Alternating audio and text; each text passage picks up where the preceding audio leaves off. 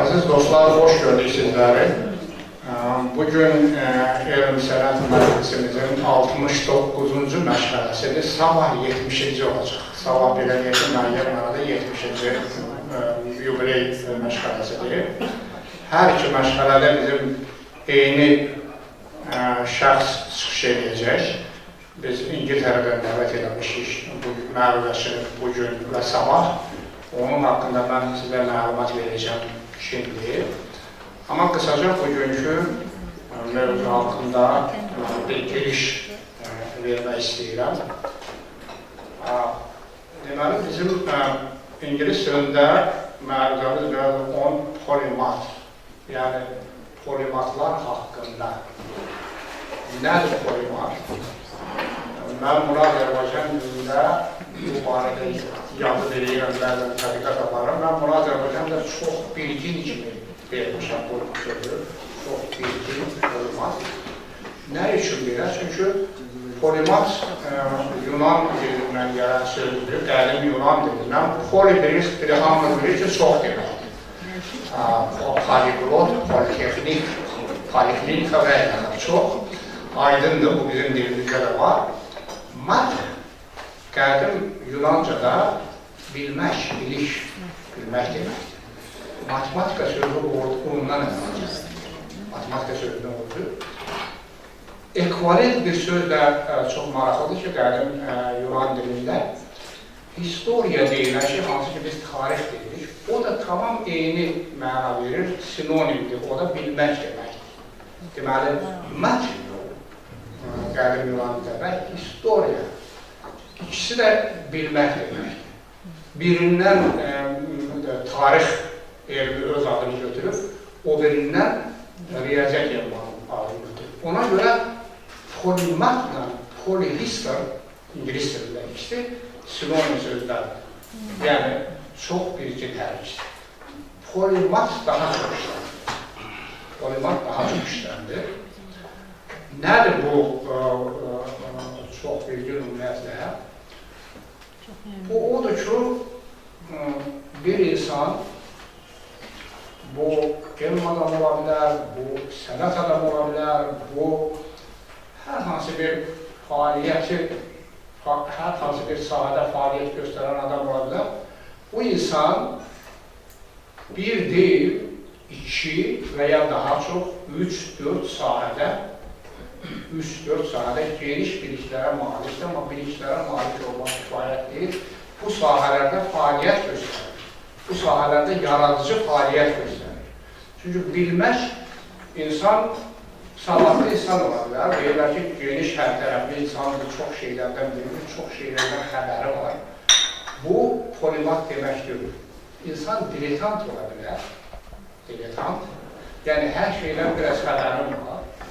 Oradan deyəcək budur, amma heç birinin içinə dərindən girə bilməsən, heç bir sahədə mütəxəssis deyil. Belə insanlar da çoxdur və onlar da maraq da olur, hörmət da olur. Məsələn, bir kənddə bir müəllim olur. İnsanların bir sualları olanda onun yanına gedir. Çünki hər şeydən xəbər var, tarixdən, təbiyyatdan, dünyadan, siyasətdən və onlar polimat deyil. Var, müəyyən mənada belə deyək ki, dünya görüşü olan sənətlər insanlar. Polimat, yenə dediyim kimi, bir neçə sahədə yaradıcı fəaliyyət göstərən, öz sözü olan, bir neçə sahədə mütəxəssis olan insanlara deyilir polimatlar. Tarix boyu polimatlar böyük rol oynayırlar. Yəni, dünya elminin, dünyanın dəyişməsində birinci rolu polimatlar oynayırlar. Qədim dünyadan, məsələn, misallar getirək, Platon, Aristotel, Evklit, Arximet, Eratosfen və başqaları, bunlar polimatlar olur. Bunlar çox sahələrdə yaradıcı fəaliyyət göstərir. Məsələn, Aristotel kimi adam dövrünün fiziki olub, baş fiziki, Aristotel fizikası deyirlər ona, astronom olub, biyolog olub, ən böyük biyologiya elmi hesab olmuş, biyologiya elminin atası Aristotel və filosof olub, hansı ki, bir sintez edən bu elmləri filosof olub və digər, belə deyək ki, sahələrdə riyaziyyat bilib, riyaziyyatdan xeyli fikirlər olub, amma belə riyaziyyatdan mütəxəssis olub. Buna bənzər belə deyək ki, qədim dünyada, çünki qədim dünyada insanlar elmlə məşğul olmaq və yaxud fəlsəfə ilə məşğul olmaq, qədim dünyada elmin adı fəlsəfə idi. Yəni, fəlsəfə ilə məşğul olmaq o deməkdir ki, mövcud olan bilikləri sistemli şəkildə insan bilir və orada yaradıcı fəaliyyət göstərir. Sonra orta əsrlərdə İslam dövrünə gələndə, hansı ki, Yunan elminin, fəlsəfəsinin bütün uğurlarını əks elədi və inkişaf elədi. İslam dünyası əsasən polimatlar üzərində quruldu. Hər sahəni görür. Məsələn, Əlkindi var idi, ərəblərin birinci filosoflarıdır. Əlkindinin nüfuz eləmədiyi bir sahə yoxdur. Yəni, elmin qorulan, mövcud olur. Bütün sahələrdə onun nəzərləri var, inşaatları. Ən çətin sahələrdə riyaziyyatdan, kimyadan, fizikadan başlayaraq digər sənət sahələrində, misal üçün, gül suyu necə düzəldilir, ətirlər necə düzəldilir və özü 100-ə yaxın resept verir ki, bunları necə düzəldir, yəni qeyri-ayrı. Ondan sonra gələnlər Cabir ibn Həyyam olubdur, Zəkəriyyə Əl-Razi olubdur, Əl-Fərabi olubdur. Ondan sonra böyük polimatlar gəlirlər, hansı ki, İbn Sina kimi, Biruni kimi, İbn Əl-Heysəm kimi. Ondan sonraki əsrdə Nəsirəddin Tusi və əvvəlcə Xəyyam, sonra Nəsirəddin Tusi kimi adamlar. Bu insanlar doğrudan da dövrün elmə çox müxtəlif sahələrinə qeyri-adi töhfə verirlər. Biz onlardan bəzilərini sonralardan müzakirə etmişik. Sonra Renessans dövrü gəlir, hansı ki, Renessans dövründə İslam dünyasından və Çindən olan elmləri əks elədilər və yenidən inkişaf etdirməyə başladılar. Orada da artıq ilk addımları atanlar polimatlar idi və qəribə belə deyək polimatlar idi. Məsələn, Leonardo da Vinci kimi, hansı ki, özü əslində böyük, yəni məşhur böyük rəssamdır, amma rəssam olduğu qədər də belə deyək, mühəndisdir və təbiət elmlərini bilir. Onun əlyazmalarında uçan aparatı, yeriyən maşını və ilaxır, onlar necə olmalıdır, nə prinsiplərini işləmək, sxemlərinə qədər var. Bu cür, belə deyək ki, müəyyən mənada qəribə bir insan idi. Və sonra Avropa dövrü gəldi, təbii ki, Newtondan başlayaraq inkişaf edən yerində artıq polimat olmaq çətinləşdi.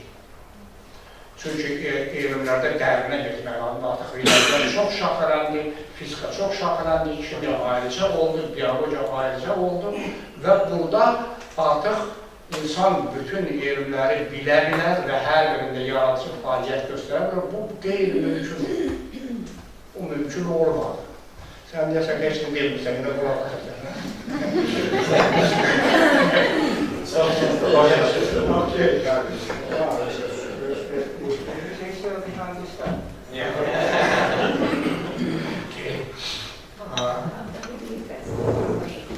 Deməli, doğrudan da elmləri və artıq mühüm olan çox şey bilmək, çox sadə fəaliyyət göstərmək deyil, bir sahədə dərinə getmək. Yəni, Newton dərin, böyük fizik olub və riyaziyyat, fizika və riyaziyyat üzərində. Digərləri eyni ilə, biri kimyaçı olduğu bir şey. Təbii ki, yenə o dövrdə də çox geniş sahələrdə müəyyən fəaliyyət göstərən adamlardır və məsələn Leibniz hər şeydən xəbəri var idi, 5-6 sahədə də əsərlər veribdir.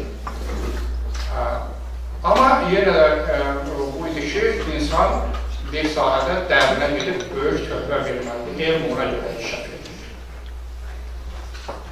Bu, belə bir dövr gəldi. Amma zaman göstərdi ki, o dövrdə də bir sintezə ehtiyac var, müxtəlif cəryanları bir yerə yığıb, müxtəlif bucaq tərəf, müxtəlif baxış olanda bir məsələni daha yaxşı dərindən dərk edə bilirsən və polimatlara ehtiyac əmələ gəlirdi ki, sahələri sintez edəsin. Məsələsiz, tutaq ki, dünyanın bu dəqiqə elmin ən mərkəzi sahələrindən biri biokimyadır. Biologiya və kimyanın kəsişməsidir. Bu sahəni yaradanlar həm biolog, həm kimya olmalıdır. Başqa cür mümkünsüzdür. Eyni ilə biz onu biofizika deyə bilərik, riyazi fizika deyə bilərik, fiziki kimya deyə bilərik və yaxır belə deyək ki, hətta humanitar elmlər sahəsində də belə bir şeylər oldu. Məsələn, deyirik, tarix fəlsəfəsi. Tarix fəlsəfəsi bir tərəfdən fəlsəfədir, bir tərəfdən tarixdən söhbət. Bu ikisinin sevgəlindən gələk. Tarix fəlsəfəsindən məşğul olan da bu həm tarixçi, həm filosofdur, məliyyətlərdə bilir. Bax, bu polimat məsələsi bir qəribə bir fenomendir ki, bu necə olur, belə insanlar meydana gəlirlər, bunun səbəbi nədir, bu nə nəticə verir, bunun belə deyək ki, elmi, psixoloji, sosial tərəfləri və hesab olunur ki, 20-21-ci əsrdə də həmin belə deyək ki, polimatlara ehtiyac biraz daha da çoxdur. Ehtiyac daha da çoxdur. Çünki elmlər qeyri-adi dərəcədə şaxələndi. Məsələn, riyaziyyatın o dərəcədə şaxələnib ki, bir dəfə dünyada elə riyaziyyatçı yoxdur ki, bu gün. Elə bir riyaziyyatçı yoxdur ki, riyaziyyatın bütün sahələrini dəyin ki, yaradıcı fəaliyyət göstərsin, bütün sahələrini yaxşı bilsin sadəcə. Bu mümkün deyil. Yəni, elmin özü şaxələnir. Belə halda, belə deyək ki, müxtəlif sahələrdə fəaliyyət göstərən insanların sayı çox azalır və çox çətin olur və onlara da ehtiyac çox böyük olur. Dediyim kimi, elmi ideyaların çox böyük hissəsi sintez nəticəsində yaranır. Bizim mövzumuz bugünkü həmin o çox bilginlikdir. Biz bu məsələ üçün hörmətli Cənab Vadas Əhmədi dəvət etmişik İngiltərədən. Nə üçün onu dəvət etmişik, mən onu izah edəcəm indi. Onun üçün gərək ki, o kimdir? Deməli, o Britaniya vətəndaşıdır, orada anadan olur, orada doğulur, orada yaşayır, Londonda. Yaxşı təhsil almış adamdır. Deməli, orada School of Oriental and African Studies deyirlər. Orada iqtisadiyyatdan bakalavr dərəcəsi alırdı. Ondan sonra həmin yerdə görülür, iqtisadiyyat görülür, ona bəs eləməyibdir. Beynəlxalq münasibətlərdən master dərəcəsi alıbdır. Daha sonra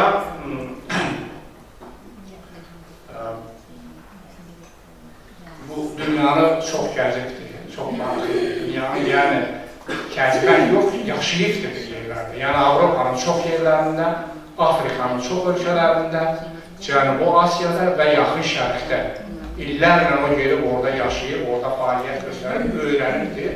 Səbəblərindən biri odur ki, o özünə o iqtisadiyyat, beynəlxalq münasibətləri, o sahələri oxumaqla yanaşı, yəni bir jurnalist fəaliyyəti, beynəlxalq qlobal bir jurnalist fəaliyyətinə göstəribdir.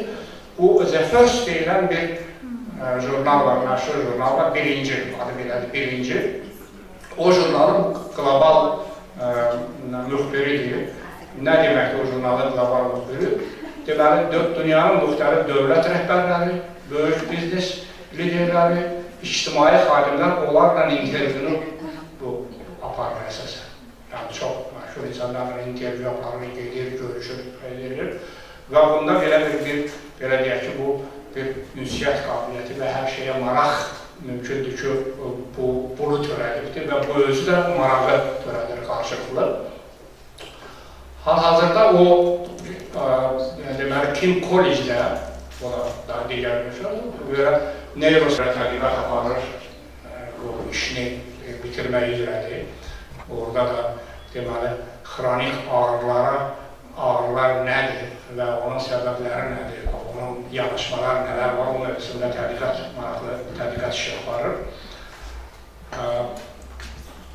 Bura dəvət etməyimizin səbəbi isə odur ki, bu yaxınlarda onun Polibat adlı əsəri çıxırdı, kitabı çıxırdı. Bu il, bu çox yani görkəmli nəşriyyatlardan biridir. Orada çıxırdı Polimat adında kitabı. Və biz haradasa bir 6-7 il əvvəl belə deyək, bir-birimizi görməmişik, sadəcə bilirsiniz ki, dünyada İngiliz deyilən bir şey var, onun vasitəsindən tanış olmuşum və o zaman onu mənə demişdi ki, bəs mən belə bir kitab yazmaq istəyirəm, yəni müəyyən insanlarla intervyular aparırdı, bu barədə fikir mübadiləsi aparırdı, o cümlədən mənimlə də. Və kitab bu yaxınlarda uzun müddət, bu kitabı uzun müddət yazıbdır. Polimatlar haqqında çox məqalələr var, xüsusən haradasa bu 2010-cu ildən, bu 2010-cu il, 2009-dan bu gün haradasa son 10 ildə xeyli məqalələr çıxıb, amma bu ilk monoqrafik tədqiqat, polimatlar haqqında ilk monoqrafik tədqiqat da çox ciddi bir əsərdir ki, bunun dediyim kimi bu fenomen nə olan şeydir, bu klassifikasiyası var mı, bunların müxtəlif belə deyək fenomenlərin səbəbi nədir və bunlar nə edirlər, bunlar nəyə lazımdır, bunlar polimat olmaq üçün cəmiyyət nə eləməlidir, təhsil sistemi nə eləməlidir və yaxud bu sahədə tədqiqat aparıbdır. Və bura biz dəvət eləmək istəyəndə axır zamanlarda məlum oldu ki, daha yeni bir vəzifə alıbdır. Vəzifə də odur ki, Azərbaycanda vəzifə gəldi, o dəqiq düşürür ki, nazir olmaq, ya belə bir şey olmaq, ona deyirlər vəzifə. Bu ilə görür, deməli, çox məşhur bir, dünyanın məşhur bir özəl bir kolleksiyası var, Xalili Collection deyirlər. Onun bədii direktordur, artistik direktor deyirlər, mən onu bu cür tərcümə edirəm, bədii direktoru. O barədə bizim söhbətimiz sağlam olacaq. O çox gözəl bir şeydir və o nümayiş olacaq, orada nələr var. Bugünkü söhbətimiz isə polimatlar haqqındadır və mən sözü böyük məmnuniyyətlə Yan desəm mi? Yes, I understood everything. It was a key word. Yes, no, I understood the gist of it. What a great honor for me as a young author, a young writer, to be addressing such a distinguished audience here today. I'm aware that you're all highly distinguished writers, academics, scientists, educators, and so for me, I had to humble myself and try to share with you what I have learned over these past 7 or 8 years. I would like to begin by talking about, I know that Professor Hamlet has mentioned a little bit more about our connection, but I just want to emphasize this point.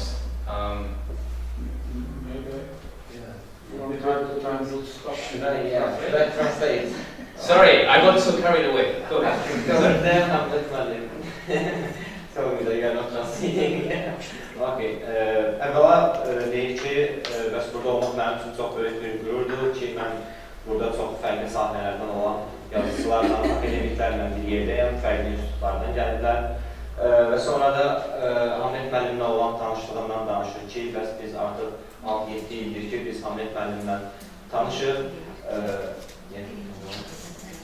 So, about 7 to 8 years ago, I decided to start this journey of writing this book on polymaths.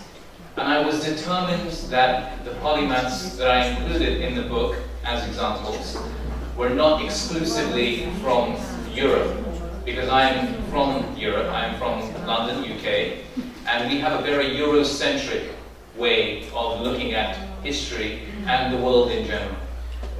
Mən 7-8 il əvvəl polimatlar haqqında artıq kitab yazmağa qərar vermişdim və mən fikirləşdim ki, bu polimatlar sadəcə Avropada yaşamırlar. Çünki qeyd edir ki, mən özüm də Avropada yaşamışam, Londonda yaşamışam və düşünürəm ki, polimatlar haqqında olan araşdırmalar çox Avropa mərkəzlidir, ancaq bu şəkildə olmamalıdır. So I began to explore who around the world would qualify as a polymath. And through my research, I came across this great man sitting here on my right, Professor Hamlet. Və mən artıq başladım axtarmağa ki, Avropadan başqa dünyanın arasında hal-hazırda yaşayan mövcud polimatlar var və mən Professor Hamid İsaxanlını tapdım və onunla tanış oldum. And I realized that he most definitely fits my criteria of a polymath. I will mention the definition a little later.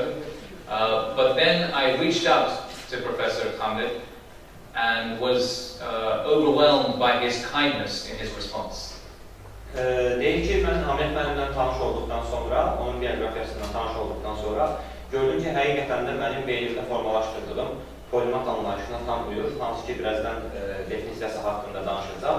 Və mən Hamid müəllimlə danışmağa başladıqdan sonra gördüm ki, həm də çox mədəni, çox belə deyim, qonaqpərvər bir insandır. As you will see through my presentation, I have interviewed many public intellectuals around the world, very big names in science, academia, but Professor Hamid İsaxanlı was the first person of his stature to believe in this project, and I'm very grateful for this. Qeyd edeyim ki, mən daha əvvəl də bir çox yerlərdə bu tipdə seminarlar vermişəm və həm akademiyadan, həm də elmlə məşğul olan insanlardan çox önəmli insanlar orada iştirak ediblər, məni dinləyiblər. Ancaq Hamid müəllim onlardan ilkidir ki, bu proyektin baş tutacağına tam qəlbinə inanmışdır.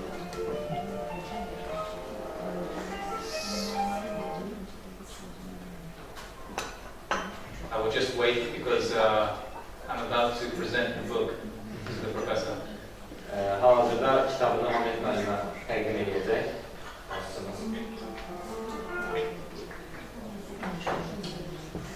So, in honor of the professor's belief in me and in this project, I would like to formally present, after 7 years journey, I'd like to present formally the book for the very first time.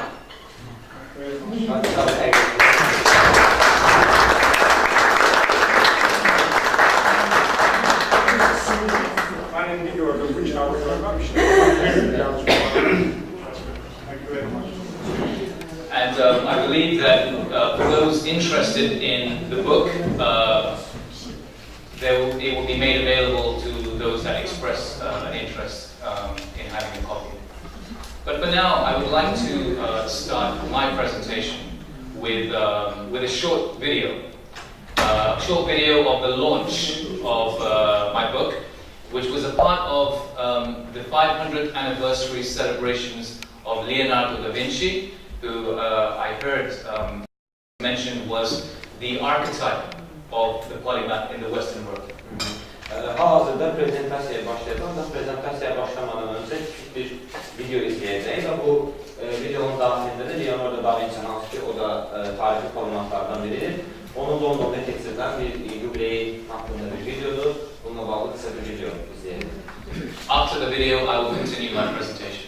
Videodan sonra prezentasiyaya devam edeceğiz.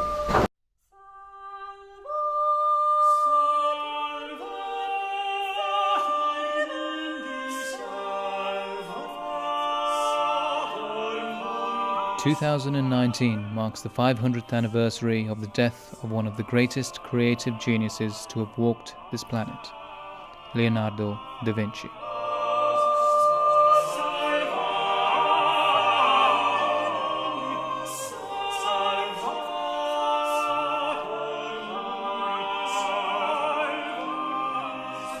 At the National Gallery in London, leaders and pioneers from various fields amassed for an evening of art, literature, music and film to celebrate the life of the great maestro.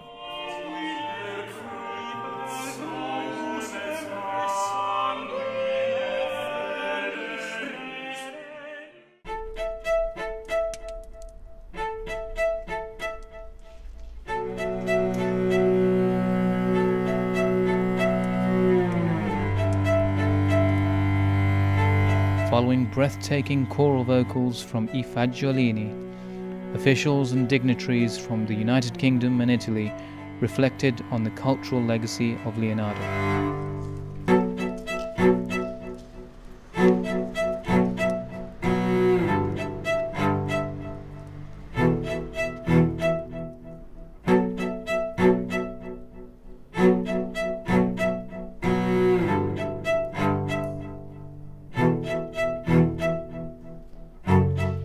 the world's foremost academic expert on Leonardo da Vinci, Professor Martin Kemp, shared his experience of living with Leonardo for over 5 decades.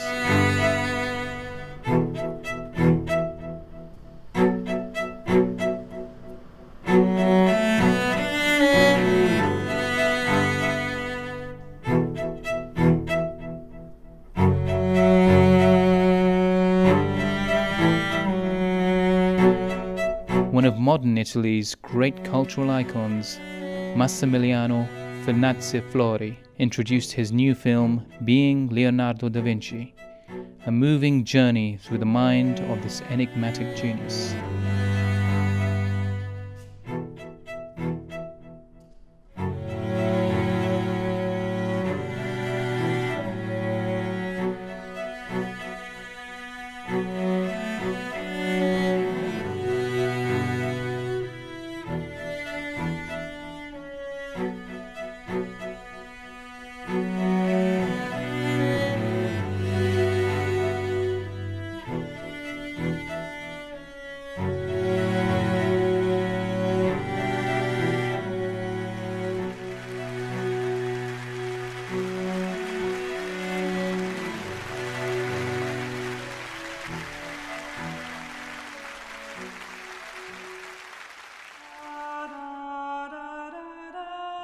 Finally, the reverence of a man gave way to the timelessness of his message.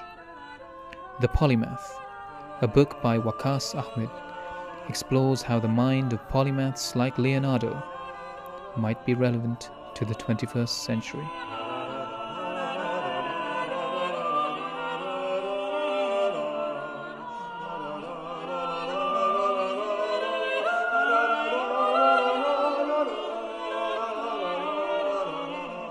It was an evening that saw the exchange of ideas in a manner that Leonardo himself, one feels, would look on with a smile.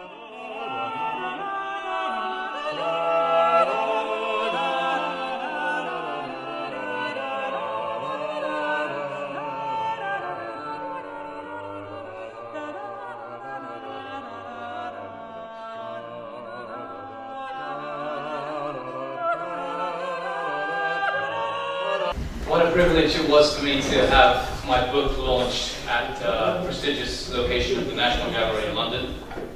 Bu mənim üçün çox böyük bir oldu ki, İngiltərənin Milli Qaleriyasında mən öz kitabımın ilk təqdimatını apardım.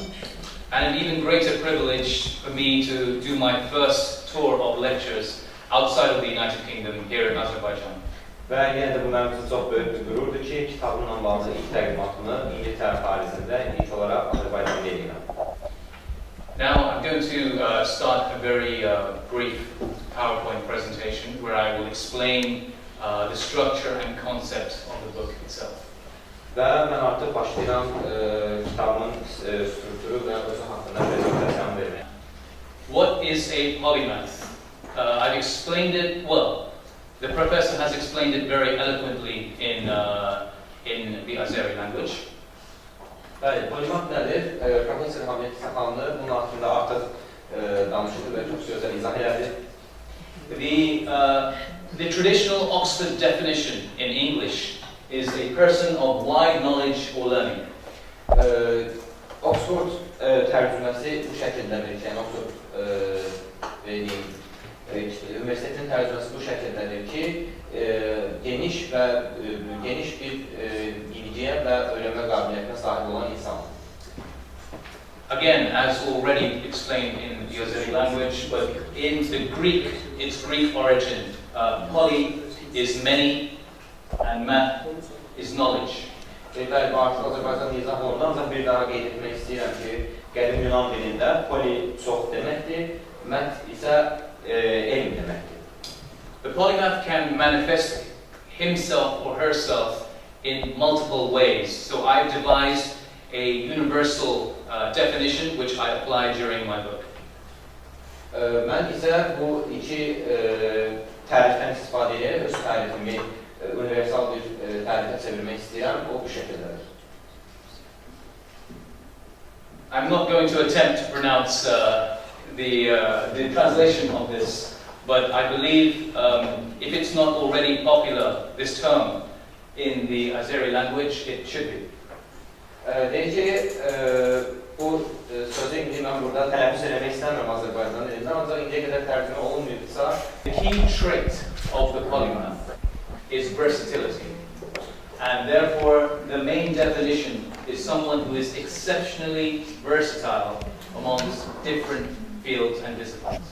Polimathın əsas xüsusiyyəti çox yönümlü olmaqdan ibarətdir və buna görə də ilkin olaraq mənim tərifimdə bir insanın xüsusi şəkildə çox yönümlülüyü demək mənasına gəlir. I make a very bold claim in my book. This claim, this thesis, is that the most influential figures in world history were polymaths. Mən öz kitabımda çox önəmli bir iddiada bulundum və bu iddia bundan ibarət idi ki, dünyada indiyə qədər ən təsirli olan insanlar, figurlar polimatlardır. So in order to back up this claim, I needed to conduct an extensive research into the history of polymaths across the world. Və mən bu iddiamı dəstəkləmək üçün tarixən bu insanlar haqqında böyük geniş bir araşdırma aparmalıydım. So I found that the early humans on this planet were required to be polymaths because versatility was a key trait for survival in a difficult environment. Və mən bu nəticəyə gəldim ki, araşdırmaların sonunda ilk insanların hamısı demək olar ki, polimat olmağa məcbur idilər. Çünki həmin dövrdə yaşamaq üçün polimat olmaq məcbur idi. As civilizations were built and developed, the royal court, the court of the king, the queen, the emperor, became the prime heart of polymathic activity. And the courtier who was at the court, royal court, often was a polymath. Və artıq ilk insanlardan sonra dünyada sivilizasiya inkişaf etdikcə biz onun şahidi oluruq ki, artıq imperiyalarda krallar, kraliçalar, onların uşaqları polimat olmaq üçün yetişdirilirlər və polimata çevrildilər. What I found also was looking through these great figures through world history was whilst we recognize them through our history books as specialists in one field, if you look deeper into their own life, they were actually polymaths. Və mən bir nəticədə tapdım ki, biz bu insanlar ki, hansı ki biz onları kitablarda tapırıq, onlar öz sahələrində spesialistdirlər. Ancaq onlar haqqında dərin araşdırmalar apardıqda görürük ki, onlar həqiqətən də polimatlar və bir çox sahə ilə bağlı ekspertdirlər. And polymaths were not confined to a particular point in history or a particular geographic context. You could find polymaths in different forms, in different cultural and historical contexts. Polimatlar sadəcə kiçik bir xüsusi bir coğrafiyada deyil, bütün dünyanın hər yerində tapa biləcəyimiz insanlardır. Those often ignored, of course, the royal courts had the elite of the polymath, but those often ignored were often women, the general lay people, the working class, and also other colonial subjects that were considered inferior.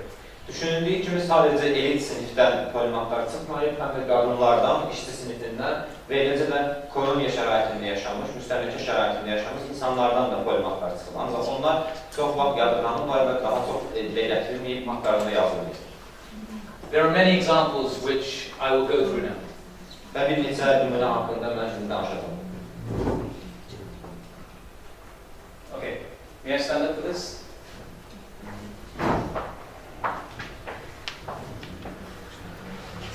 Now you may recognize many of the faces on this slide. Bu simaların bəziləri sizə tanış gələ bilər. Let's go through a few examples. Eyni nümunələri verəcəyik. The example we've just seen about was Leonardo da Vinci, who we may know as a grand master painter, but was also, of course, a philosopher, an engineer, an architect, a naturalist, and many other things. Bayaq videoda izlədiyimiz Leonardo da Vinci, hansı ki biz onu əsasən rəssam kimliyi ilə tanıyırıq. Ancaq o təkcə rəssam deyil, həm də filosofdur, naturalistdir və dramatistdir. We also know very well the example of Aristotle that the professor has mentioned earlier on, who was a philosopher by nature, but was a philosopher who had a wide-ranging inquiry into fields such as botany, so plants, zoology, so animals, but also other aspects of early physics, psychology, many other things. Və Aristotel haqqında bayaq Hamlet müəllim artıq danışdı. Aristotel isə daha çox filosof kimliyi ilə tanınır. Ancaq o həm də psixologiya, fizika və digər elmlərlə də məşğul olmuşdur. I was, of course, being of Islamic heritage myself, very interested in polymaths that existed in Islamic civilization. So one very popular one, again, is Ibn Khaldun, who through his book Al-Muqaddimah synthesized many forms of knowledge that included sociology, economics, anthropology, and much else. Və eləcə də İslam dünyasında da biz polimatları görə bilirik. Onlardan biri də İbn Khaldundur, hansı ki o müqəddimə kitabında riyaziyyat, sosiologiya, iqtisadiyyat, bu kimi elmlərin hamısı haqqında danışır. Often we don't hear much about Africa, at least in Europe. I'm not sure about here in Azerbaijan, but Africa is often a neglected location in world history. Və indi isə Afrikadan olan bir polimat haqqında danışacağıq. Daha çox Avropada, Afrikadan olan elm adamlarının polimatlarının adı çox çəkilmir. Mən əmin deyiləm ki, Azərbaycanda da belədir, yoxsa yox. You may be aware that in the 15th and 16th century, you had the great civilization of Timbuktu. That was a highly learned society, and the polymath most popular in that society was Ahmed Baba al-Timbuktu, and he was the rector, the chancellor of the biggest university in Timbuktu, and he was a man of very wide knowledge. 16-cı 17-ci əsrdə Afrika sivilizasiyanın inkişaf elədiyi dövrlərdə orada Əhməd Baba adında bir polimatın yaşadığını bilirik. O bir universitetin də təsisçilərindən biri olub. Again, staying in Africa, ancient Egypt, going back 3 millennia, you have Imhotep, who was an architect, physician, poet, priest, philosopher, among many other things. Və biz yenə Afrika coğrafiyasında qalsaq, keçmişdə də burada Qədim Misirdə xüsusilə Qədim Misir mədəniyyətindən çıxmış çoxlu polimatları tanıyırıq. Bu adı çəkilən şəxs də onlardan biridir. O hər zaman eyni zamanda həm şair, həm arxitekt, həm riyaziyyatçı və bir neçə sahənin mütəxəssisi idi. And in support of what I mentioned earlier on, which is that polymaths are the most influential figures in history, let's look at some examples. For example, here we have Goethe. We know him. He's a highly influential philosopher and cultural figure in Western history. We know Benjamin Franklin was one of the founding fathers of the United States of America. He was among many other things. Thomas Jefferson, again, one of the founding fathers of the United States of America. He had multiple careers and interests prior to becoming a statesman. And Nicholas Copernicus, in the world of science, we know him as a mathematician and astronomer, but very few people know he was also an artist, a clergyman, a poet, and an economist. Və mən daha əvvəlcə dediyim kimi, dünyada ən təsirli insanlar indiyə qədər polimatlar oldular. Bunun nümunəsini görmək üçün bir neçə ismə baxmalıyıq. Onlardan birisi Hötedir, hansı ki biz onun əsərlərini hələ də oxuyuruq.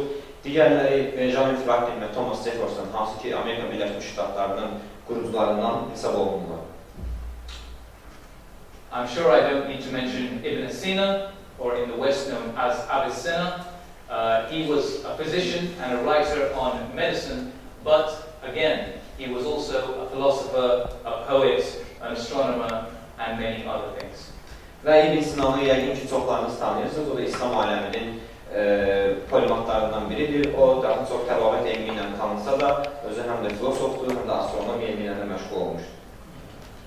You have an example here from China, two examples here from early China, the Sung period, here, and right here you have the Tang period, and then here you have other women which are often forgotten within history, even in Western history, or should I say especially in Western history, women are often overlooked. Here we have Anna Maria von Schumann, who is from the modern day Netherlands. Və biz burada qədim Çindən olan iki nümunəni görürük. Onlar da polimatlardılar və eləcə də qərbdə yaşamış bir qadın polimatdan söhbət gedir və qərbdə biz çox vaxt görürük ki, qadınların elmlə məşğul olması çox vaxt yadırğanırdı və onların haqqında polimat kimi çox da bir qeydlərimiz yoxdur. Here's another period through his more recent history, I suppose. Again, we're picking on highly influential figures that shaped our history, not a polymath that may have done something significant or semi-significant. Və indi biz biraz daha müasir dövrün polimatlarına baxırıq. Bu insanlar təkcə polimat olub sadəcə müxtəlif sahələrdə mütəxəssis olmayıblar. Onlar həm də bizim dünyamızın formasını dəyişdirən insanlardır. I'm sure you can recognize some faces here. We have Karl Marx, we have William Morris, we have Rabindranath Tagore, the Nobel Prize-winning poet.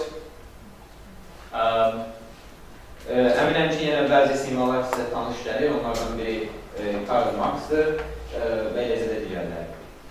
So each of these that you see here, each of their stories are multifaceted and diverse. They have had multiple careers or multiple interests. Və biz buradan açıq şəkildə görürük ki, onlar təkcə bir sahədə ilişib qalmamışdılar, onlar müxtəlif sahələrlə məşğul olurdular və bunlar bütün ömürləri boyunca bunu davam etdirirlər. And many of them attributed their success in their core field to the diversity of their background.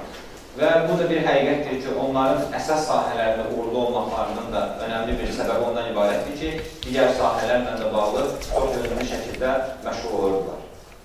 So I, in the book, go through world history to identify who I consider to be the most influential people who were also polymaths. Və mən kitabımda bu məsələyə toxunmaq istədim ki, görəsən dünyada yaşanmış və dünyaya ən çox təsir etmiş polimat kimdir?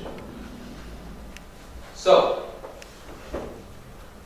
why do we today, knowing this long history of polymaths, why today do we live in a hyper-specialized society?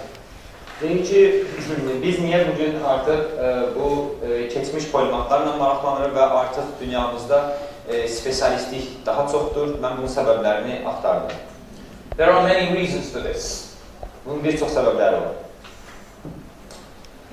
In the intellectual world, you had a departure away from holistic philosophy to more Cartesian reductive philosophy. Artıq müasir dünyada, intellektual dünyada artıq geniş fəlsəfi baxışdan daha çox spesifik fəlsəfi baxışa yönəlmə var. This affected intellectual or academic specialization. Və bu da intellektual və akademik spesialistliyə də təsirini göstərir. It also affected the worldview of specialists because previously specialists were holistic in their understanding of their specialism. Və bu eləcə də təbii ki, akademiklərin də dünyaya olan baxışına da təsir edib, çünki keçmişdə onlar dünyaya daha geniş pəncərədən baxırlar. Today, we feel that the specialist should micro-focus on their particular field at the expense of everything else. Bugün biz mütəxəssislərin sadəcə öz sahəsi ilə dar şəkildə, mikro şəkildə maraqlanmağını istəyirik. So that was in academia, but also in professional life, in the life of work. This specialization has slowly but surely become the dominant narrative. Bu akademik tərəfi idi məsələnin. Bir də məsələnin iş tərəfi də bundan ibarətdir ki, insanların da profesional karyeralarında biz yenə onların sadəcə mütəxəssis olması və bir sahə ilə qalmalarını istəyirik. And that has its origins in industrial capitalism. Və bunun kökü də gedib sənaye kapitalizmine dayanır. Because, as we may all be aware, one of the bedrocks of industrial capitalism is the division of labor. Və bizim bildiyimiz kimi, çünki sənaye kapitalizminin ən önəmli xüsusiyyətlərindən biri işçi bölgüsüdür. What effect does the division of labor have on the workforce? İş bölgüsü hal-hazırki kapitalist iqtisadiyyata nə şəkildə təsir edir? You may be aware about Karl Marx and what he said about this. He talked about the alienation theory, which alienates individual from their primordial disposition. Yəqin ki, siz Karl Marx'ın bu məsələyə bağlı nəzəriyyəsilə tanışsınız. O, bu haqda insanların yadlaşma teoriyası barədə danışır. After the Industrial Revolution, an economic theory developed that put efficiency, productivity and output above everything else. Sənaye inqilabından sonra artıq kapitalist iqtisadiyyat inkişaf etməyə başladı və qazancı hər şeydən üstün tutmağa başladı. Even at the expense of human fulfillment. Hətta insanların öz yaradıcılıq qabiliyyətini artıra bilməməyinə baxmayaraq. So those were the sociological and philosophical aspects of the growth in specialization. Deməli, bunlar məsələnin sosiolojik və fəlsəfi tərəfləri. But there is also a cognitive and biological aspects of specialization. Ancaq bu məsələnin həm də ağılla və psixologiya ilə bağlı tərəfləri də mövcuddur. The human brain has the innate propensity or possibility to either be closed-minded or open-minded. İnsan təbiəti özünün dəyişkənliyinə uyğun olaraq həm açıq fikirli, həm də qapalı fikirli ola bilər. Some people, according to their socio-cultural context, are encouraged to be open-minded and explore different fields. Bəzi insanlar öz sosio-kültürel vəziyyətinə uyğun olaraq daha çox həvəsləndirirlər ki, daha geniş fikirli insanlar olsunlar. But the human brain also has the natural desire to eliminate any uncertainty.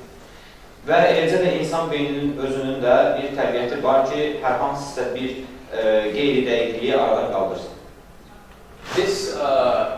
This promotion of fear of the unknown in society has been a dominant culture in Western culture especially. Hal-hazırda insanların bilmədiyi şeylərdən qorxma kültürünün formalaşması bütün insanlıq üçün ən böyük problemdir, xüsusilə də qərb coğrafiyasında. I'm speaking very generally. There are exceptions, of course. Təbii ki, mən ümumi danışıram, bəzi istisnalar da mövcuddur. So as a result of our own cognitive disposition as well as socio-economic influences, we find ourselves in a highly specialized environment. Və biz öz beyni inkişafımız və cəmiyyət inkişafımızın nəticəsində biz hal-hazırda çox mütəxəssisləşmiş bir dünyada özümüzü tapırıq. Academic disciplines are segregated and distant from one another. Hal-hazırda bütün akademik disiplinlər bir-birlərindən ayrılıb və ayrı şəkildə dayanırlar.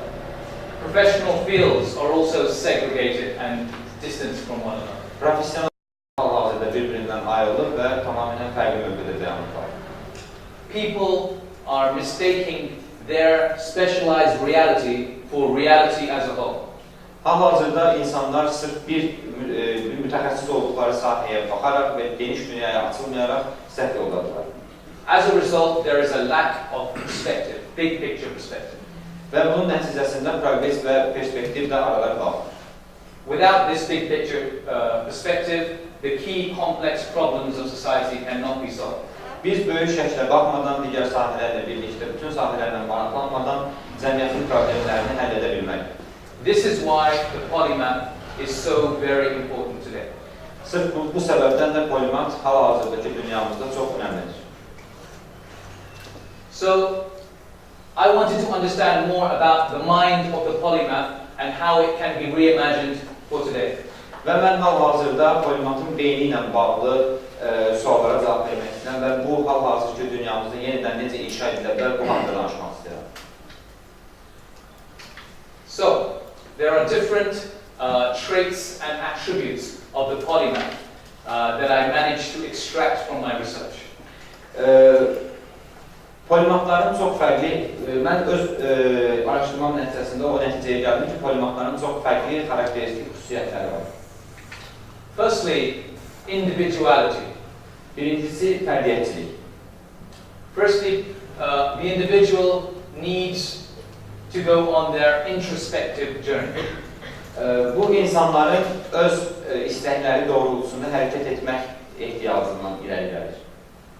They must be bold and courageous enough to go against the grain, because of course we're living in a specialized culture, so to go against that would require courage. Onlar öz içlərində yaşadıkları kültürə qarşı, yaşadıkları sistemə qarşı durmaq istəyini tam olaraq qatılaşdırmalıdırlar ki, bu polimatlığın arxasınca gedə bilsinlər.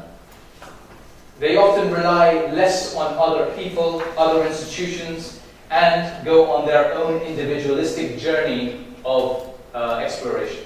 Polimatlar çox vaxt institutlara, mövcud institutlara və insanlara yox, öz daxillərindəki istəyə və arzuya yönəlirlər. And they seek to perfect themselves the best they can. Və onlar özlərinin ən yaxşısını edəcəyinə inanırlar. Self-development is an ongoing pursuit throughout their lives. Onlar üçün öz inkişaf hər şeydən daha önəmlidir. So that's individuality. Bu fərdiyyətçiliklə bağlıdır.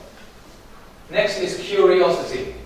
Digəri isə maraq haqqındadır.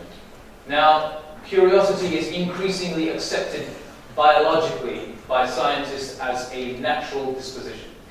İnsanlarda olan maraq biyolojik olaraq sübut olunmuşdur ki, bu mövcuddur və insan təbiətində bu vardır. Again, this can either be suppressed by the establishment of the culture or it can be promoted. Təbii ki, bu bəzən kültür və sistem tərəfindən bastırıla bilər, ancaq bunun inkişafı yenə insanın öz əlindədir. In psychology, there are 5 main personality traits. Psixologiyada 5 fərqli insan xüsusiyyəti mövcuddur. The one that is most prevalent in polymaths is open-mindedness. Polimatlıqda ən önəmli olan birinci xüsusiyyət isə açıq fikirli olmaqdan ibarətdir. So that is an openness to new ideas, cultures, perspectives. Bu yeni fikirlərə, kültürlərə və perspektivlərə açıq olmaq mənasındadır. Also, the polymath is usually someone who wants to have a knowledge to enhance their practical life. Və eləcə də polimatlar çox vaxt öz praktiki həyatlarından təcrübələr çıxardaraq öyrənmək istəyənlərə xas olan bir xüsusiyyətdir. Next is intelligence. Digəri intelligentlik haqqındadır.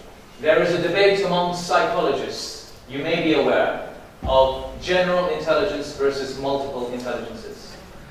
Psixologlar arasında bir müzakirə mövcuddur və bu müzakirə ümumi intelligentlik və çoxlu intelligentlik haqqındadır.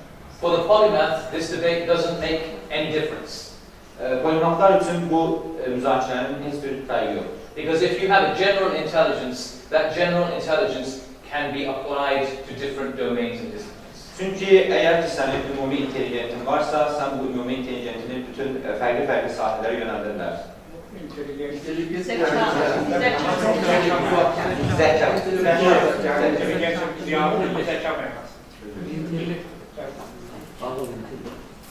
Indeed, when I interviewed the professor, one of his key quotes was, a talented person is talented in many fields. Mən Hamid müəllimlə ilk dəfə danışdığa başladıqda o mənə dedi ki, bacarıqlı insan bir neçə sahədə bacarıqlı olur. There is also a theory by Professor Howard Gardner of multiple intelligences. Eləcə də Professor Howard Gardner'ın da bu barədə fikirləri mövcuddur. This suggests that there are different types of intelligences. For example, kinetic movement intelligence, linguistic intelligence, artistic intelligence, and scientific intelligence. O qeyd edir ki, insanın müxtəlif növ zəkası mövcuddur. Bunlardan birisi məsəl üçün dillə bağlı olandır, digəri sənət ilə bağlı olandır. But beyond all, critical thinking is something when you learn it can be applied to different fields. Bununla belə insanların həm də kritik düşünmə qabiliyyəti olmalıdır ki, digər sahələrlə də tam şəkildə maraqlanan bilsin. Aristotle was one of the first to distinguish critical thinking from acquired knowledge. İlkin olaraq Aristotel kritik düşüncə ilə dəqiq bilgi arasındakı fərqi aydınlaşdıran filosof olmuşdur. So, acquired knowledge can be acquired if you have the critical capacity to explore a subject. Dəqiq bir nəticəyə çatmaq üçün sənin kritik qabiliyyətin olmalıdır ki, onu sonda əldə edə bilərsən. And then, of course, there are other forms of intelligences that people are now looking into. For example, social and emotional intelligence. Və təbii ki, digər başqa zəka növləri də mövcuddur. Bunlardan biri də sosial və emosional zəkadır. Again, these can be applied in various fields. Və təbii ki, bu zəka növləri də bir çox sahəyə tətbiq oluna bilər. Now, here is the core competency of the polymath: versatility. Və bu da polimat beyninin ən önəmli xüsusiyyətlərindən biri olan çoxyönümlülükdür. You have to be able to move effectively and seamlessly between different spheres of knowledge and life. Polimat olmaq üçün sən bir sahədən digər bir sahəyə çox effektiv şəkildə hərəkət edə bilməlisən. In psychology, you call it cognitive shifting, where your mind is effectively able to shift between one activity and another. Biz psixologiyada buna beynin dəyişkənliyi deyirik. And actually, this is being supported by studies in biology and neuroscience. Və bu eləcə də psixologiya və neuroscience, Brain science. elm haqqında, beyin haqqında olan elm tərəfindən də dəstəklənir. Nevrologiya. Okay. So, neuroplasticity is a concept in neuroscience. Neuroplasticity nevrologiya elmində bir termindir. Where your brain biologically changes according to new experiences and ideas. Bu deyir ki, sizin beyniniz biolojik olaraq yeni təcrübələr və yaşanmışlara görə dəyişir. So polymaths have a very high neuroplasticity. Və polimatların da çox yüksək neuroplasticity xüsusiyyətləri var. This is manifested in diversity of experiences and a multifaceted life. Və bu onların fərqli təcrübələrə yiyələnməyi ilə və fərqli yönlü, çox yönlü olmaqları ilə nəticələnir. And polymaths generally don't make the distinction, the modern distinction, between thought and action. Və polimatlar çox vaxt düşüncə və akt arasındakı fərqliliyə diqqət edirlər. They feel that if you are going to think about a subject, you have to bring it to life in some form. Çünki onlar fikirləşirlər ki, əgər sən bir mövzu haqqında fikirləşirsənsə, deməli bunu həm də həyata keçirməlisən. Again, this thought-action dichotomy is the legacy of industrial capitalism. Və eləcə də bu fikir-akt arasındakı bu əlaqə həm də sənaye kapitalizminin də böyük bir xüsusiyyətidir. Where the intellectual is separated from the worker. Hansı ki, bu intellektualla işçi arasındakı fərqi əks etdirir. The next key trait of the polymath is creativity. Digər polimatlara xas olan xüsusiyyət isə yaradıcılıq xüsusiyyətidir. Creativity never comes from one field exclusively. Yaradıcılıq heç vaxt bir sahədən gələ bilən bir xüsusiyyət ola bilməz. It comes from multiple seemingly unrelated fields, combining and synthesizing together. Yaradıcılıq hissi çox vaxt görünüşdə bir-birindən fərqli olan sahələrin, ancaq əslində fərqli olmayan sahələrin hamısını özündə əks etdirə bilər. For example, the synthesis of art and science has brought together many creative breakthroughs. For example, the synthesis of art and science has brought about many creative breakthroughs. Məsələn, sənət və elm arasında olan sintez çox vaxt yeni xüsusi müvəffəqiyyətlərin əldə edilməsində rol oynayır. Creativity can also be an inner force that can be exercised in multiple ways. Yaradıcılıq qabiliyyəti həm də insanın daxilində olan bir gücdür. Creativity expert Professor Edward de Bono, is known for explaining that creativity can be applied to different fields. Professor Edward Bono qeyd edir ki, yaradıcılıq qabiliyyəti sadəcə bir sahəyə yox, bir çox sahəyə tətbiq oluna bilər. This also manifests in brain chemistry. Bu həm də özünü beyin kimyasında da özünü sübut etmişdir. Because the brain draws on the synthesis of diverse experiences. Çünki beyin özündən fərqli təcrübələrin nəticəsində formalaşır. These experiences are connected in a mysterious manner to bring about a new insight. Bu fərqli təcrübələr də insanlarda gizli xəzinələri açmaq üçün maraq yaradır. This is not entirely understood, but the diversity behind creativity is accepted. Bu çox vaxt anlaşılmır, ancaq yaradıcılıqda fərqli yönlərdə irəliləmək əslində qəbul olunan şey olmalıdır. Finally, the polymath sees a unity in everything. Və son olaraq da polimatların xüsusiyyəti hər sahədə bir görməklərindən.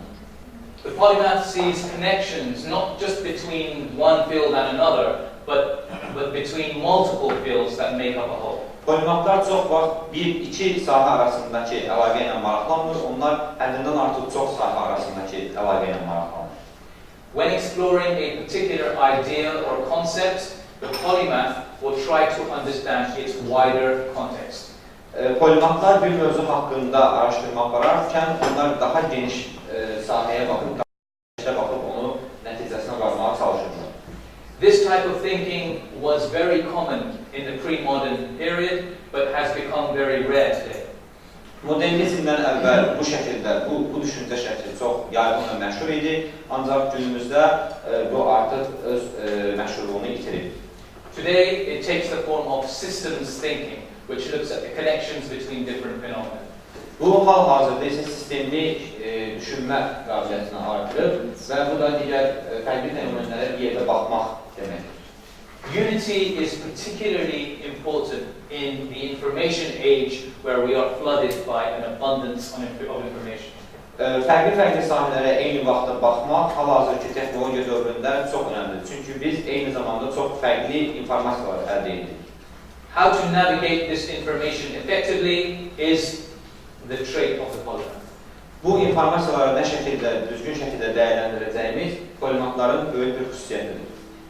So this gives us a glimpse of the mind of the polymath.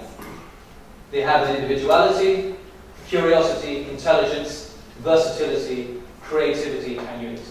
Deməli, bu slaydda danışdıqlarımız bizə polimatların beyni haqqında qısa məlumat verir. Polimatların fərdiyyətçiliyi, marağı, zəkası, çoxyönümlülüyü, yaradıcılığı və digər bütün sahələri birlikdə görmə bacarığı var. Now, why is this type of mind important today in the 21st century? Bəs 21-ci əsrdə niyə görə bu şəkildə olan bir beyin, polimat beyni bizə nəyə görə lazımdır? The 21st century is exponentially more complex today. 20-ci əsr artıq digər əsrlərə nisbətən daha da kompleks bir hal alır. Than it ever has been. Həmişə olduğundan daha da kompleks bir hal alır. This complexity requires a multi-dimensional thinking. Bu mürəkkəblik bizi fərqli sahələrdə geniş şəkildə düşünməyə itələyir. Any given phenomenon today cannot be understood from a single dimensional perspective. Hal-hazırda mövcud olan heç bir fenomen sadəcə bir sahədən baxılaraq tam şəkildə anlaşıla bilməz. So the complexity of 21st century society is one reason why polymaths are very important. Və beləliklə biz bu nəticəyə gəlirik ki, 20-ci əsr bu qədər mürəkkəb olmalı bizə polimatların mövcud olma zərurətini verir. Technological trends like artificial intelligence and machine learning is making us question what the value of the human mind is today. Texnolojik inkişaflar, xüsusilə də süni beyinlərin və robotların inkişafı hal-hazırda insan dəyəri ilə bağlı bizi sual altında bırakır. For example, in the workplace, many professions will become obsolete as a result of automation. O avtomatlaşdırmanın nəticəsində artıq iş yerlərində bir çox professiyalar aradan qalxacaq və onların yerini bu avtomatlar alacaq. So how can you be uniquely human? Və buradan da biz o nəticəyə gəlirik ki, necə ola bilər ki, bu texnologiya dövründə insan öz bənzərsizliyini qoruyacaq. The polymath, because they are multi-dimensional, cannot be copied or imitated by a machine. Polimatlıq bir çox sahələrlə bağlı ekspert olmaq demək olduğu üçün onların yerini avtomatlar, robotlar ala bilməzdir. Therefore, they are indispensable to the 21st century. Ona görə də onlar 21-ci əsr üçün çox xüsusidirlər. Many of the challenges and problems we face in society today, for example, the environment, poverty, technology, spirituality, bioethics, and so on, cannot be understood by a specialist alone. Hal-hazırda cəmiyyətdə gördüyümüz problemlər, məsələn, ətraf mühit, kasıblıq, texnologiyanın inkişafı və s. bunlar sadəcə bir mütəxəssisin məşğul olub da tapa biləcəyi, həllini tapa biləcəyi problemlər deyil. And it is not enough to have a group of specialists to talk about things in an interdisciplinary way. Və bu fərqli sahələrdən olan mütəxəssislərin bir araya gəlib də qarşılıqlı danışaraq da həll edə biləcəyi məsələlər deyil. Because specialists generally are more concerned with protecting their own ideas than connecting those ideas with others. Çünki mütəxəssislər çox vaxt öz sahələri ilə bağlı qoruyucu pozisiyada olurlar və onları digər mütəxəssislərə də yaymağa çalışırlar. So one must develop this multidimensionality in their own minds. Ona görə də insanlar öz beynində bu çox yönümlülüyü inkişaf etdirməlidirlər. Again, another important reason is the abundance of information, multifarious information today. Və digər 21-ci əsrin digər bir problemi də informasiya ilə bağlıdır ki, artıq dünyamızda çox geniş məlumatlar çox geniş şəkildə və tez şəkildə yayılır. A specialist will retreat into their hole, into their specialism, because they are anxious about the abundance of information elsewhere. Mütəxəssislər sadəcə öz sahələri ilə maraqlanmalarının səbəbindən biri də odur ki, artıq həddindən artıq çox məlumat var və bu onlarda narahatlıq hissi yaradır. This is no way to solve the complex challenges of today. Ancaq bu mövcud dünyadakı problemləri həll etməyin yolu deyil. To understand how the polymath can thrive today, I interviewed many specialists from around the world. Mən hal-hazırda polimatların kimlər olduğunu öyrənmək, nə şəkildə yaşadıklarını öyrənmək üçün dünyanın bir çox yerində hal-hazırda yaşayan polimatlarla intervyular aparmışam. But these are polymathic specialists, which means they see their field from a wider context. Bunlar həmin polimatlardır ki, öz sahələrini fərqli, daha geniş şəkildə baxırlar. I'll give you some examples. Mən sizə bəzi nümunələr verəcəm. Martin Kemp is the world's leading expert on Leonardo da Vinci. Martin Kemp hal-hazırda dünyada Leonardo da Vinci ilə bağlı mütəxəssis olan ən böyük mütəxəssislərdən biridir. In order to understand the mind of the polymath, it was important to understand the mind of the ultimate polymath in Western history. Polimatların beyninin nə şəkildə çalışdığını öyrənmək üçün qərb dünyasında yaşamış, keçmişdə yaşamış, tarixdən yaşamış polimatların beyninin nə şəkildə çalışdığına diqqət etmək lazımdır. This is Professor Ray Kurzweil, a futurist and technologist. Bu isə başqa bir filosofdur, hansı ki, özü futurist, technologist. Və texnologiya ilə maraqlanır. From him, I learned what the polymath might look like in the future. Mən ondan polimatın gələcəkdə nə şəkildə formalaşacağı haqqında bilgilər əldə etmişəm. Here you find Professor Ian McGilchrist, who is a psychiatrist and philosopher.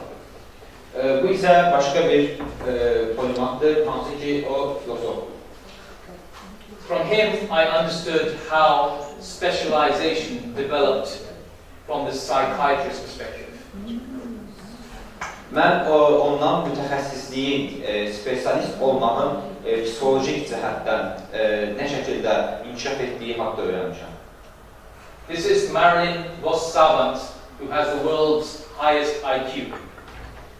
Bu isə başqa bir professor olan və dünyada ən yüksək IQ-yə sahib olduğu iddia edilən bir professor. I'm sure everyone is aware of the IQ measurement of intelligence here. Mən inanıram ki, IQ-nün nə şəkildə ölçüsünə dair sözləşlərin məlumatı var. I wanted to understand from her how a high intelligence can be applied to different fields. Mən ondan yüksək zəkanın fərqli sahələrə nə şəkildə tətbiq oluna biləcəyinə dair fikirlər əldə etmişəm. This is Sir Ken Robinson from the United Kingdom. Bu isə Sir Ken Robinson'dır, o Birləşmiş Krallıqdandır. A leading thinker on education who explained to me how subjects in schools are being segregated. O təhsil sahəsində mütəxəssisdir və mənə məktəblərdə fənlərin bir-birindən necə ayrıldığı haqqında danışır. This segregation, he taught me, this segregation is killing creativity in schools. O qeyd edir ki, fənlərin bu şəkildə bir-birlərindən ayrı olması insanların yaradıcılıq qabiliyyətini öldürür. if any of you watch TED Talks, he has the highest viewed TED Talk in the world. Əgər ki, TED çıxışlarına baxmısınızsa, həmin professorun ən yüksək izlənmə sayı əldə etdiyini görə bilərsiniz. One final example I'll give you is Jimmy Wales. Və bu bizim sonuncu nümunəmiz olan Jimmy Wales. He is the founder of Wikipedia. O Wikipedia'nın təsisçisidir. He told me how Wikipedia is surviving because people are writing articles unrelated to their core profession. O qeyd edir ki, Wikipedia'nın hələ də mövcud olmasının səbəbi insanların öz mütəxəssis olmadığı sahələrlə bağlı yazmaqları ilə bağlıdır. And the interconnection of world knowledge. Və eləcə də bütün dünyadakı, bütün dünya elmini bir-birinə bağlamaq. Then I wanted to interview many modern day polymaths. Və mən hal-hazırda yaşayan polimatlarla da müsahibələr elədim. As I mentioned earlier on, Professor Hamlet Isakanli is whom I consider to be one of the great polymaths in the world. Və daha əvvəl də qeyd etdiyim kimi, Professor Hamlet İsakanlı da hal-hazırda yaşayan dünyanın ən böyük polimatlarından biridir. His work in poetry, mathematics, philosophy, science, history, and music is an example of how people can excel in different fields. Onun fərqli sahələrdə ədəbiyyat, riyaziyyat, musiqi, bu tip sahələrdəki fərqli işləri göstərir ki, o necə də böyük bir polimatdır. As you know, this type of individual is unique, as most people feel compelled to specialize in. Aydındır ki, bu tipdən bir insana çevirmək çox bənzərsiz bir xüsusiyyətdir. Some other interviews I did was Noam Chomsky, who is a linguist, philosopher, political scientist. Və mən həm də məşhur Noam Chomsky ilə müsahibə aparmışam, hansı ki, o həm dilçidir, həm filosofdur, həm də siyasi elmlər üzrə mütəxəssisdir. I want to draw your attention to a very interesting example here. Nathan Myhrvold, who used to be the Chief Technology Officer of Microsoft. Və mən burada maraqlı bir nümunədən sizin haqqında danışmaq istəyirəm. Bu professor əvvəllər Microsoft şirkətində texnologiya departamentinin sədri olaraq işləyir. He had what many would consider one of the best jobs in technology in the world. Aydındır ki, o dünyada texnoloji inkişaf üçün çox böyük işlər görmüşdür. However, he quit his job before he was 50 years old to become a wildlife photographer, an astronomer and a chef. Ancaq o 50 yaşına çatmadan Microsoftdakı işini tərk elədi və fotoqrafçı kimi, astronom kimi həyatına davam edir. Not just as a hobby, he's a professional wildlife photographer. He's published papers in astronomy journals, and he's published the best-selling book on modernist cuisine. Onu da qeyd etmək lazımdır ki, o bu işlərlə sadəcə hobbi olaraq yox, profesional bir sahə olaraq məşğul olurdu. O dünyada tanınmış bir fotoqrafdır. Onun aşpazlıqla bağlı kitabı var və astronomiya ilə bağlı akademik jurnallarda yazılar çıxır. Thanks for remembering that. Another very powerful example. Story Musgrave, who was a NASA astronaut. Digər bir önəmli nümunə isə bu insan NASA'da bir astronaut olaraq işləmişdir. He started his career as a special forces soldier and then as a mechanical engineer. O ilkin olaraq öz karyerasına orduda xidmət edərək, xüsusi əskər olaraq başlayıb. And then he went on a NASA mission to repair the Hubble telescope. Ancaq o sonradan NASA'ya gedir və bir teleskopun düzəldilməsində iştirak edir. As part of the training, he qualified as a psychiatrist. Və nəticə etibarı ilə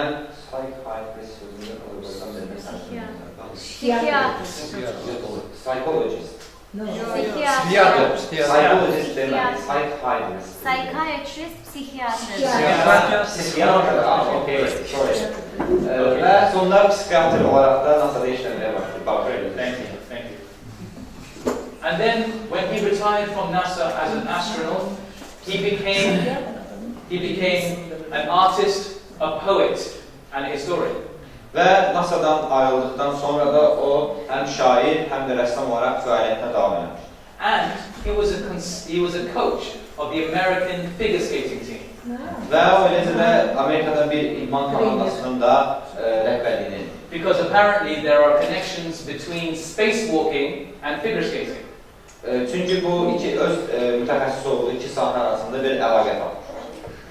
There are many other examples, including some famous ones here. Richard Branson, have we heard of Richard Branson? Richard Branson haqqında eşitmişsiniz. Yes, good. So he's one of the world's most successful business people.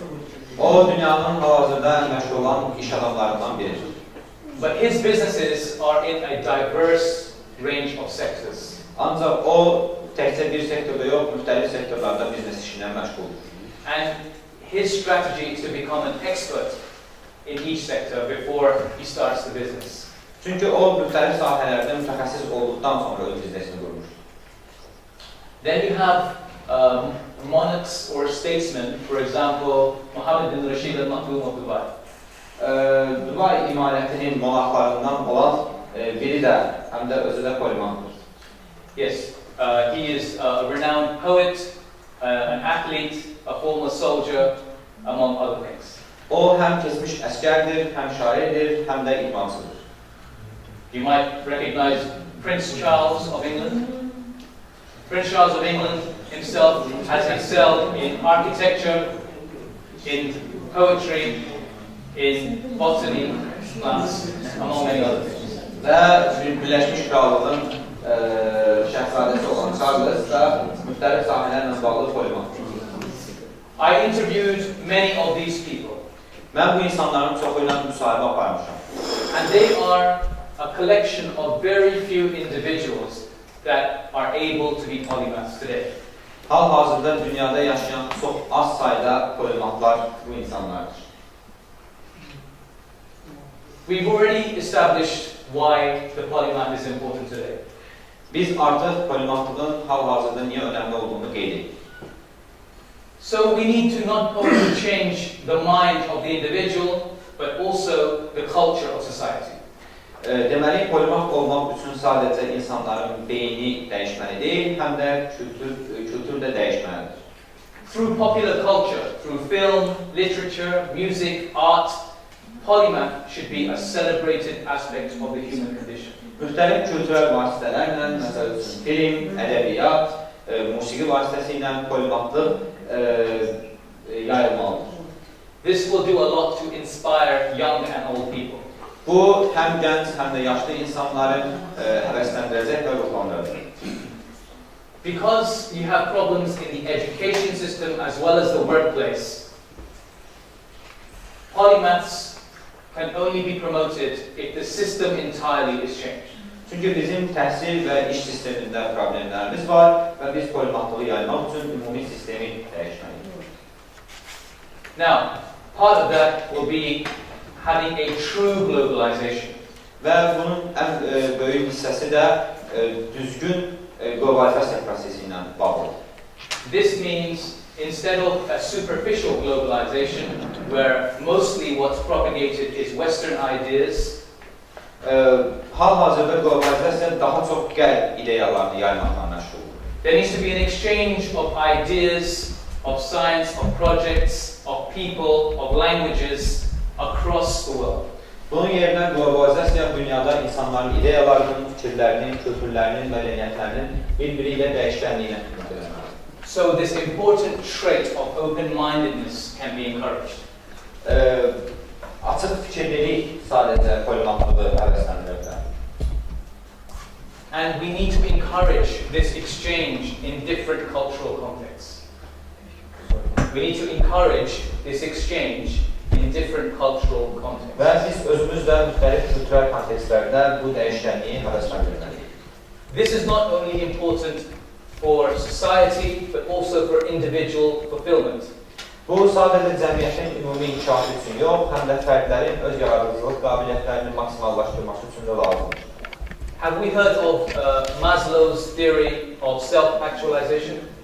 İndiyə qədər Maslow'un özünü tanıma ideyası haqqında eşidən olub.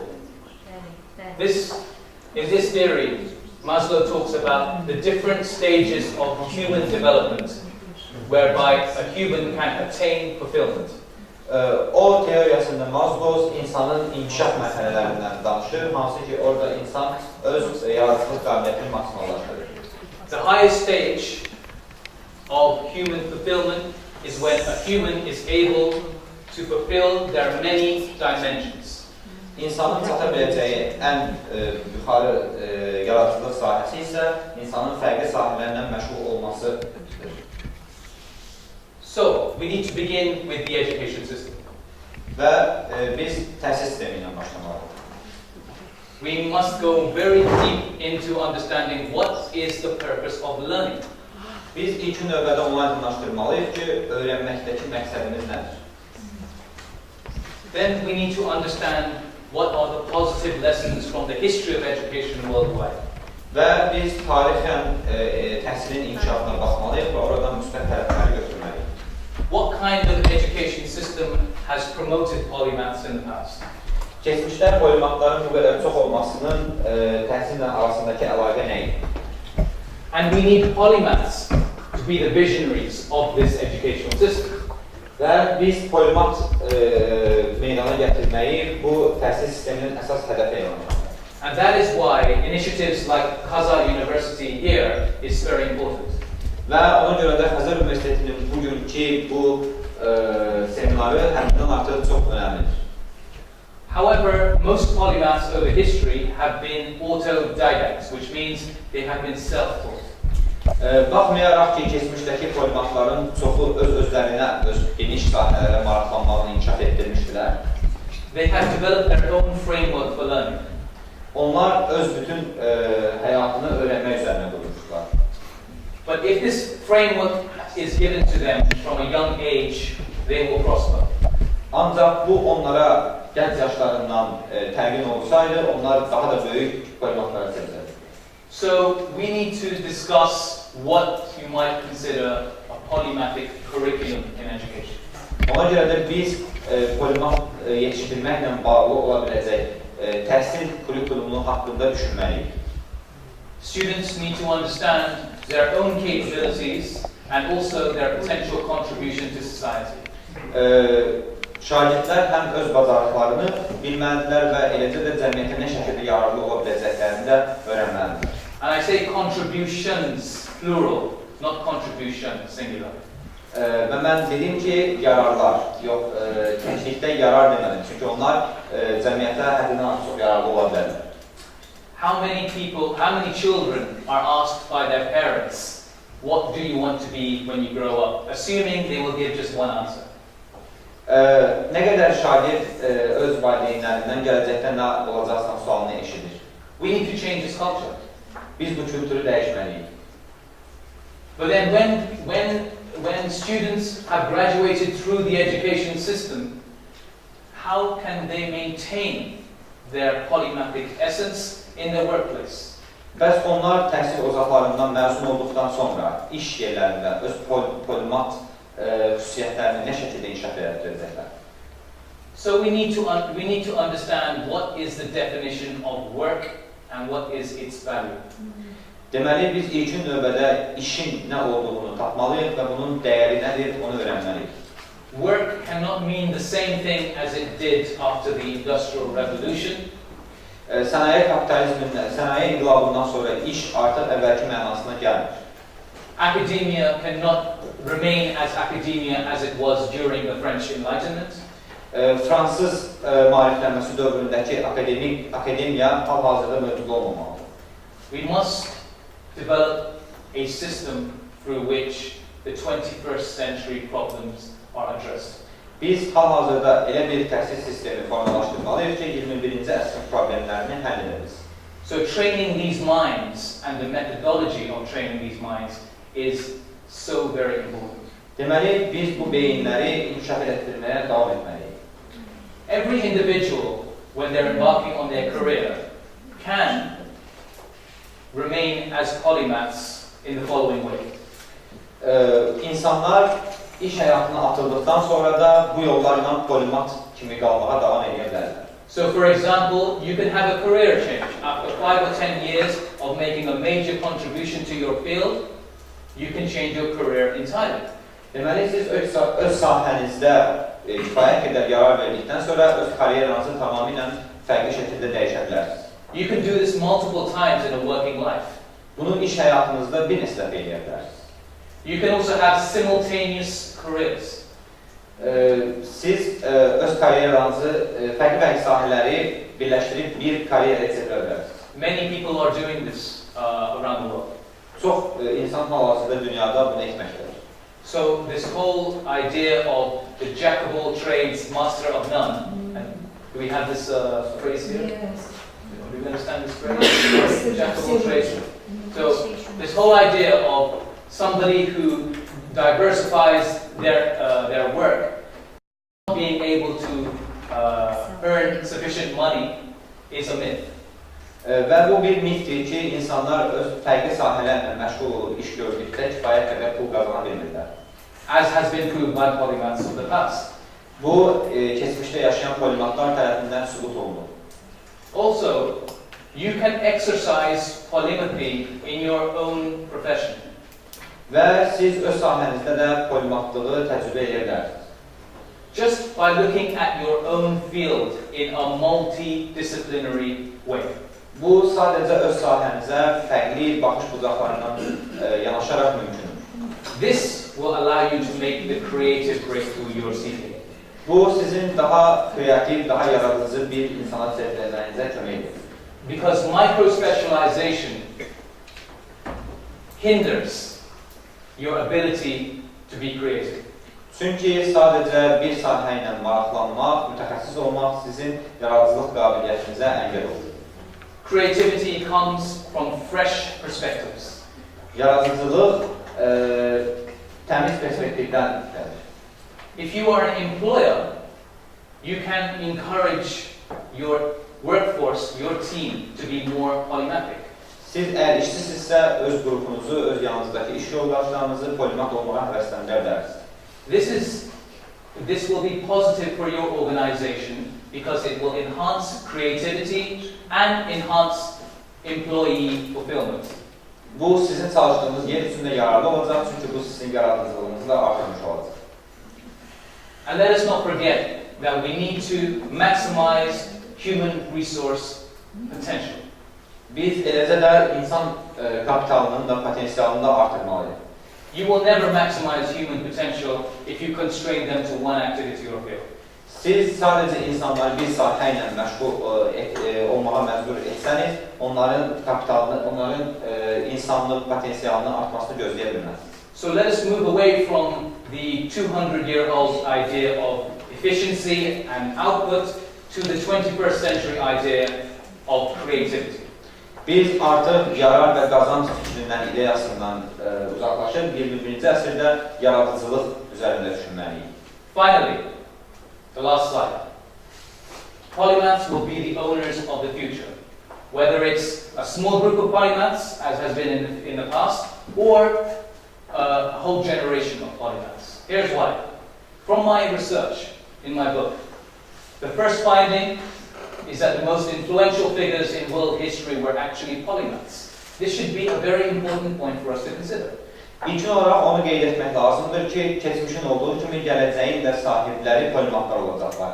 Mənim kitabımda gəldiyim nəticələrdən ilki bundan ibarətdir ki, daha da əvvəl qeyd etdiyim kimi, dünyada yaşamış ən təsirli insanlar polimatlardır.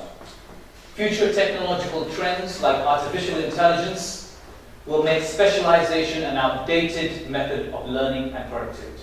Hal-hazırda dünyada süni intellekt və süni zəka mütəxəssisliyi bizə təlqin etsə də, polimatlıq yaradıcılıq qabiliyyətini artırır. Finding 3.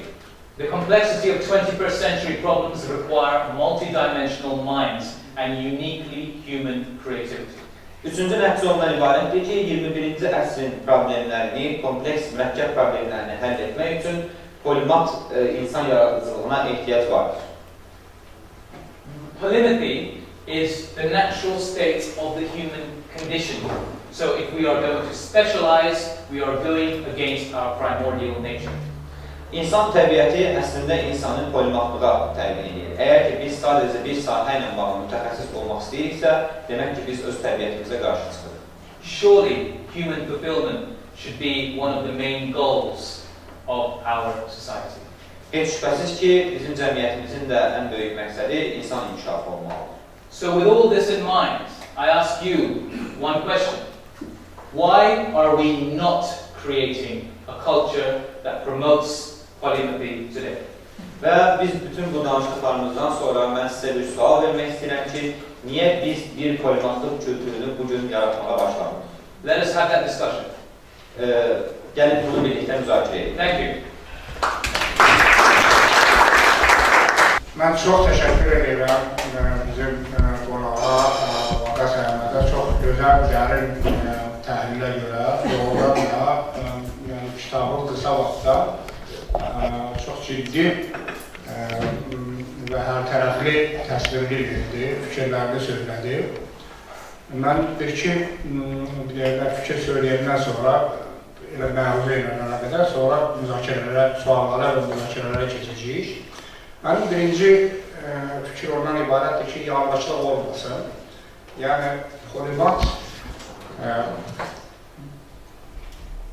bir sahədə dərin ixtisaslaşmanın konfliktdə deyil, əksidə. Polimat olmaq üçün birinci növbədə ciddi monomat olmaq lazımdır. Yəni nə? Polimat olmaq üçün birinci növbədə ciddi bir sahədə bir mütəxəssis olmaq lazımdır. Polimat olmaq bir neçə sahədə mütəxəssis olmaq deməkdir, sadəcə bilmək yox. Ona görə bu çox mühümdür və bir sahənin özündə dərinə getmək bu özü polimatlığa gətirib çıxardır. Mən bir misal gətirmək istəyirəm. Məsələn, fizik. Tutaq ki, siz fiziksiniz. Fizik ilə dərindən məşğul olmaq üçün dərinə getdikcə görürsünüz ki, riyaziyyətsiz fizika mümkündür. Mütləq siz riyaziyyatçı olmalısınız, yaxşı fizik olmaq üçün. Deməli, yaxşı fiziksinizsə, dərinə getdikcə siz riyaziyyatçı olacaqsınız. İkincisi, fizika, belə deyək ki, müasir atom fizikası, yəni cisimlərin nədən ibarət olduğunu, onun quruluşunun, strukturunun necə olduğunu göstərir və kimya bunun içinə girir. Kimya bunun içinə girir. Məsələn, Mendeleyevin cədvəli, Mendeleyev tapanda onu müəyyən bir xüsusiyyətlərə görə tapmışdı. Onun nəsil izahı kvant mexanikasından sonra müəyyən oldu ki, bu nədir, bu necə yerləşir. Yəni, fizik, ciddi bir fizik olanda siz məcbursunuz ki, kimyanı yaxşı bilməyə. Və fizikanın bu dəyişmələr, bu böyük dəyişmələr istər-istəməz fəlsəfi düşüncənin məhsuludur və fəlsəfi düşüncəyə gətirir. Mən sadəcə bir misal demək istəyirəm ki, məsələn, Heisenberg, atom fizikasının yaradıcılarından biri, o deyir ki, mən öz kəşfimə görə, öz atom fizikası kəşfimə görə qədim Yunan filosoflarına borçluyam, Demokritə, Epikura və başqalarına, çünki onların fikirləri gətirir, onların fəlsəfi ideyaları gətirir. Yəni, bir fizik olanda siz istər-istəməz dərin fizik olanda siz riyaziyyatçı olursunuz, sonra kimyaçı olursunuz, filosof olursunuz. Digər böyük kvant mexanikasının digər atalarından biri Schrödinger, onun 20-ci əsr ən ciddi biyoloji kitablarından birini o yazıbdır. Fizikin düşüncəsi ilə biyologiya. Fizik, biyologiyanın necə məşhur kitabıdır onun. Və görürsünüz ki, faktik olaraq bir fizik dərinə gedəndə bütün o təbiət elmlərini özünə birləşdirir. Budur. Əlbəttə, bu bir fizikin həm də tutaq ki, rəssam olması, ya musiqiçi olması və ya şair olması qəti surətdə fizikadan doğmur artıq. Əgər digər şeylər o fizikadan doğursa, fizikadan dərin edir, o sadəcə başqa bir şeydir. İçində o varsa, içində bir rəsm istedadı varsa, rəsmə varsa, sən oraya gedəcəksən, o fizika öyrətməyəcəkdir. Yaxud da ki, şairliyi, yaxud da ki, musiqili. Yəni, dərinə gedəndə bir sahə, artıq o sahənin ətrafı, o sahəni genişləndirməyə başlayacaq. Digər şeylər isə içində, ürəyində olan şeylərdən gəlir. Bir, mən bunu qeyd eləmək istəyirdim, çox mühüm məsələ üçün. İkincisi, burada Baqa Sənət çox ciddi vuruladı, kitabda da görürəm, burada da vurulur ki, təhsil sisteminin rolu. Təhsil sistemi çox mühüm rol oynayır. Məsələn, nə üçün orta əsrlərdə, yəni xüsusən orta əsrlərdə məsələ İslam dünyasında da Avropanın başlarında polimatlığa təhsil sistemi həvəsləndirirdi. Baxın, təhsil sistemi nədən ibarətdir? Təhsil sistemində bir sistem var, deyirlər quadrium, dörtlük, bir də trivium, üçlük. Bu zəruridir, 7 fərqli hər adam təhsil edir. Quadrium bu odur ki, riyaziyyat 4 hissədən ibarətdir. Hesab, həndəsə, musiqi, astronomiya. Bu zəruri şeydir. Bu riyaziyyatın 4 bölməsi hesab olunurdur. Yəni, bu işə gələn bütün o, belə deyək ki, öyrənəndə siz İbn Sinanın yazılının təhsilinə baxsanız, görəcəksiniz ki, getdi hesabı filan kəsdən öyrənir. Həndəsəli filan kəsdən, fəlsəfəli filan kəsdən, musiqili filan kəsdən, astronomiya. Yəni, artıq burada 4 dənə. Digər o trivium isə humanitar sahələri idi. O hansılardır? Deməli, qrammatika, ritorika, dialektika. 3 dənə. Yəni, o dövrdə ondan kənarda heç nə qalmırdı. Bunlardan kənarda bir şey yox idi, çünki o dövrdə fizika yox idi, kimya yox idi, onlar onun içindeydi, belə deyək ki, yazıqın içindeydi. Yeni dünyada da mən sadəcə bir misal gətirmək istəyirəm ki, məsələn, Xəzər Universitetində, burada Xəzərdə çalışanlar, işləyənlər var. Xəzər Universiteti başlayanda mən deyəndə ki, ixtisasından asılı olmayaraq, kimsə mühəndisi olacaq, ixtisasçı olacaq, humanitar olacaq, hər adam 3 sahədən mütləq dərslər verəcək ona. Təbiət elmləri, humanitar elmlər, sosial elmlər. Mənim əleyhlər olanlar çox idi. Həsən müəllim ilə davam edir ki, nə istəyirsin, bizim mühəndislərə da çağırsın, bunu azaldarıq. Amma mən düşünürəm ki, baxın, bir adam mütəxəssis olacaq, orada 40 fənn oxuyacaqsa öz ixtisasından, o 40 fənn yox, 39 fənn oxusa dünya dəyişmir. 40 fənni yaxşı öyrənir, 39 oxuyur, 40-cı bir göz oxuyacaq. Amma o adam burada bir musiqi öyrənirsə, musiqi nəzəriyyəsi praktik olursa, bir rəsm öyrənirsə, ya bir şey onun həyatını dəyişdirirlər. Baxın, məsələn, mən bu günlərdə bir neçə uşaqlardan tələbat ərizə alıram ki, mən ingilis dili ixtisasında oxuyuram, mən də ədəbiyyatda, amma mən rəsm dərsinə getdim, orada gördüm ki, mənim çox içimdə bir arzu var idi. Müəllim də bana öyrətdim, mən əməlli var ki, rəsm çəkirəm, mənim buradan keçirdim dizayndır. Biz onlara deyir, cavabı olur ki, sən oradan da oxuya bilərsən, 2 il buradan oxuyandan sonra ki, onu da qazanırlar. Yəni, təhsil sistemində bu, düşünürəm ki, həmdinə artıq çox lazımdır. Baqa Sənət dünən tələbələrlə, studentlərlə danışdı. Tamam başqa şəkildə, mən sizi dəvət edəndə dedim ki, bu mövzu elədir ki, ola bilər bugünkü danışıqdan, sabahki danışıq xeyli fərqli olsun. Tamam fərqli. Tələbələrlə tamam fərqli bir söhbət idi. Burada, təbii ki, burada belə deyək ki, ciddi ölkədə tanınmış insanları, mütəxəssislərim oradadır. Onlarla söhbət çox yüksək səviyyədə söhbət aparında. Ona görə mən çox təşəkkür edirəm bu gözəl söhbətə görə. İndi suallar və məruzə tərəfindən müzakirələr. Buyurun. Bəlkə də sualdan başlayın. Buyurun. Thank you very much, and I think that's quite interesting and sometimes seems like this. It's a lot of new information for us, not usual approach. Yes. 2 questions. First, can you explain precisely what is polymath, what is not polymath? Because sometimes the boundary between these notions seems like quite fragile. You cannot say who is polymath, who is not. It's your criteria, or is there some substantial criteria which has some evidence, you know, the global consensus, etc. That's my first question. Second one, I would say from the perspective, point of view of economists. It seems that it's a bit contradictory to the economic approach, specialization, which we have more after industrial revolution. Give us a chance to have per hour output more, which is from the cost-benefit perspective, it's more. And from your perspective, it seems that now it's a new situation, and we have to concentrate on that approach. Yes. Can you give us maybe some evidence or example? Who is from Nobel Prize people in your list of polymaths?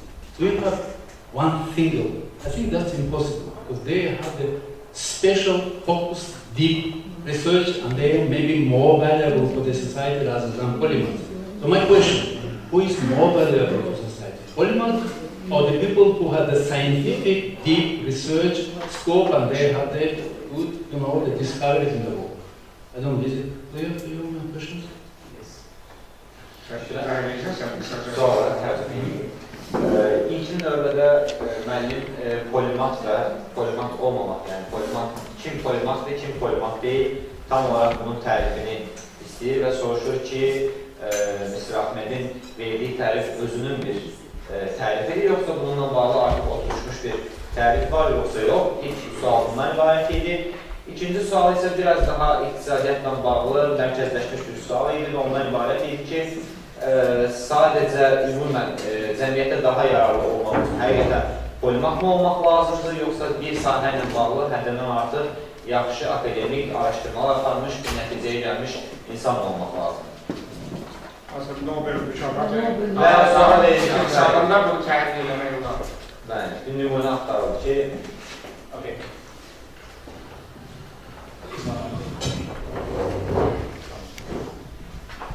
Thank you very much for your question. For your questions. Allah'ın sizin təşəkkür edir. The definition of the polymath. This is a very good question. Before I embarked on this journey to write this book and conduct this research, there were multiple definitions of what a polymath is. Polimatın tərifi çox gözəl sualdır, təşəkkür edirəm. Mən bu kitabı yazmamışdan əvvəl bu barədə artıq onsuz da təriflər var idi. So part of the reason for writing this book is to provide an authoritative definition of the polymath. Ancaq mənim bu kitabı yazma səbəblərindən biri də ondan ibarətdir ki, bu məsələ ilə bağlı əsaslı bir tərif ortaya qoyur. The conventional definition of a polymath is someone who excels in at least 3 seemingly unrelated fields. Bunun ümum yaygın tərifi ondan ibarətdir ki, bir insan 3 əslində fərqli görünən 3 fərqli sahədə mütəxəssis edilir.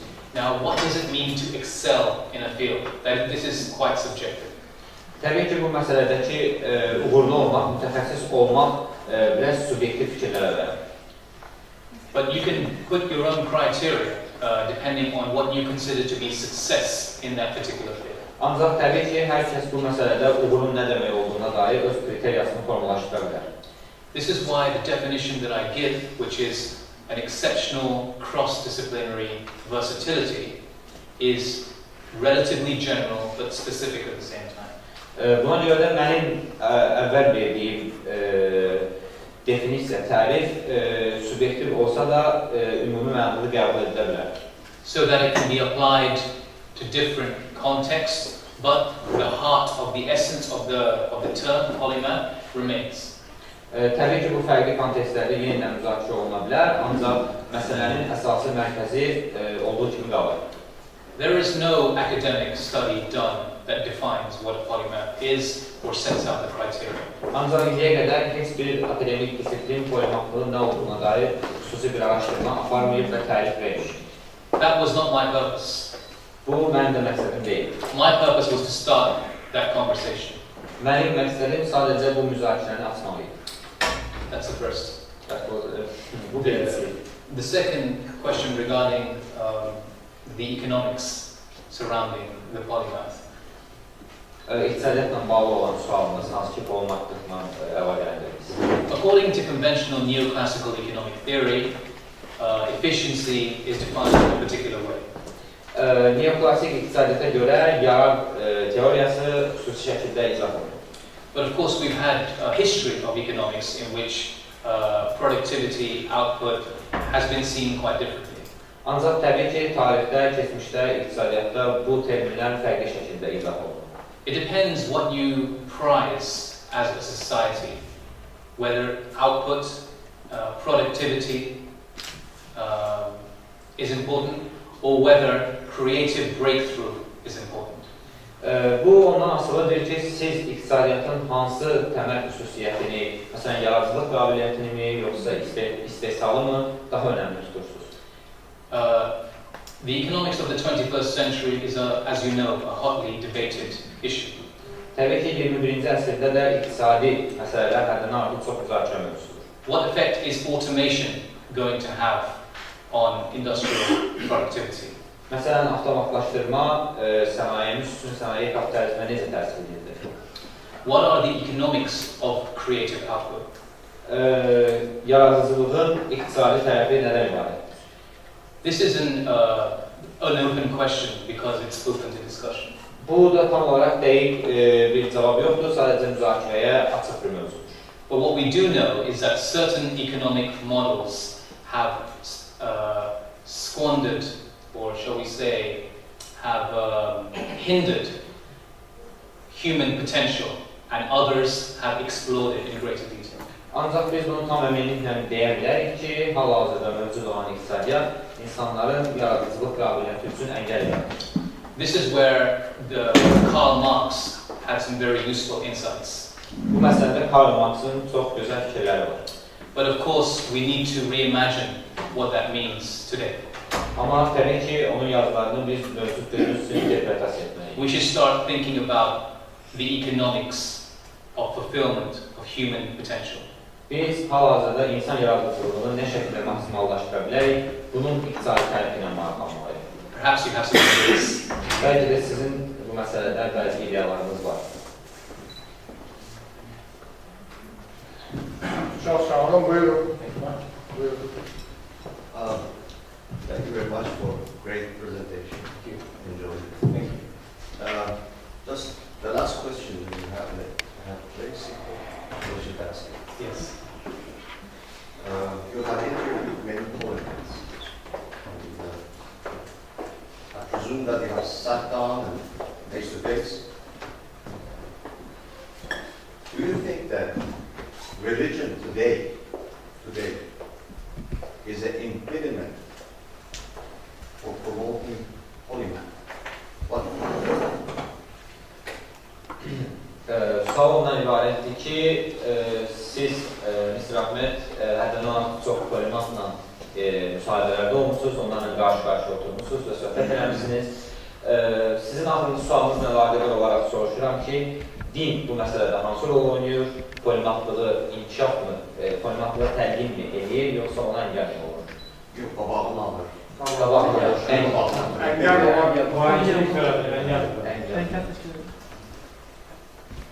Can you, the last part, what was the emphasizing? What were you This emphasizing? religion, is that hindering the polymath phenomenon? Yeah. As an impediment. As an effect. Okay, understood. Thank you. Thank you so much for that very important question. Over history, you've had both cases. You've had the polymath or polymathy being encouraged through a highly religious society and highly religious philosophical and economic doctrine. And you had the complete opposite. You've had a dogmatic form of religious establishment which confines learning to a small elite in the priesthood of that religion and fosters ignorance elsewhere in society. I think a good example would be, as we're sitting in Baku, a good example would be how Islamic civilization has hindered, has served as an impediment or as an encouragement to the polymath throughout history. I would suggest, through my understanding, that it depends on the religious outlook of that establishment. Shall we do this out? It's gone too far. Okay, it's gone too far. Sorry. Let me maybe you can summarize it. Yeah, all right. Okay. So from my understanding, it's so for instance, you saw some of the polymaths in Islamic civilization that were actually who would attribute their breakthroughs to their spiritual cultural background.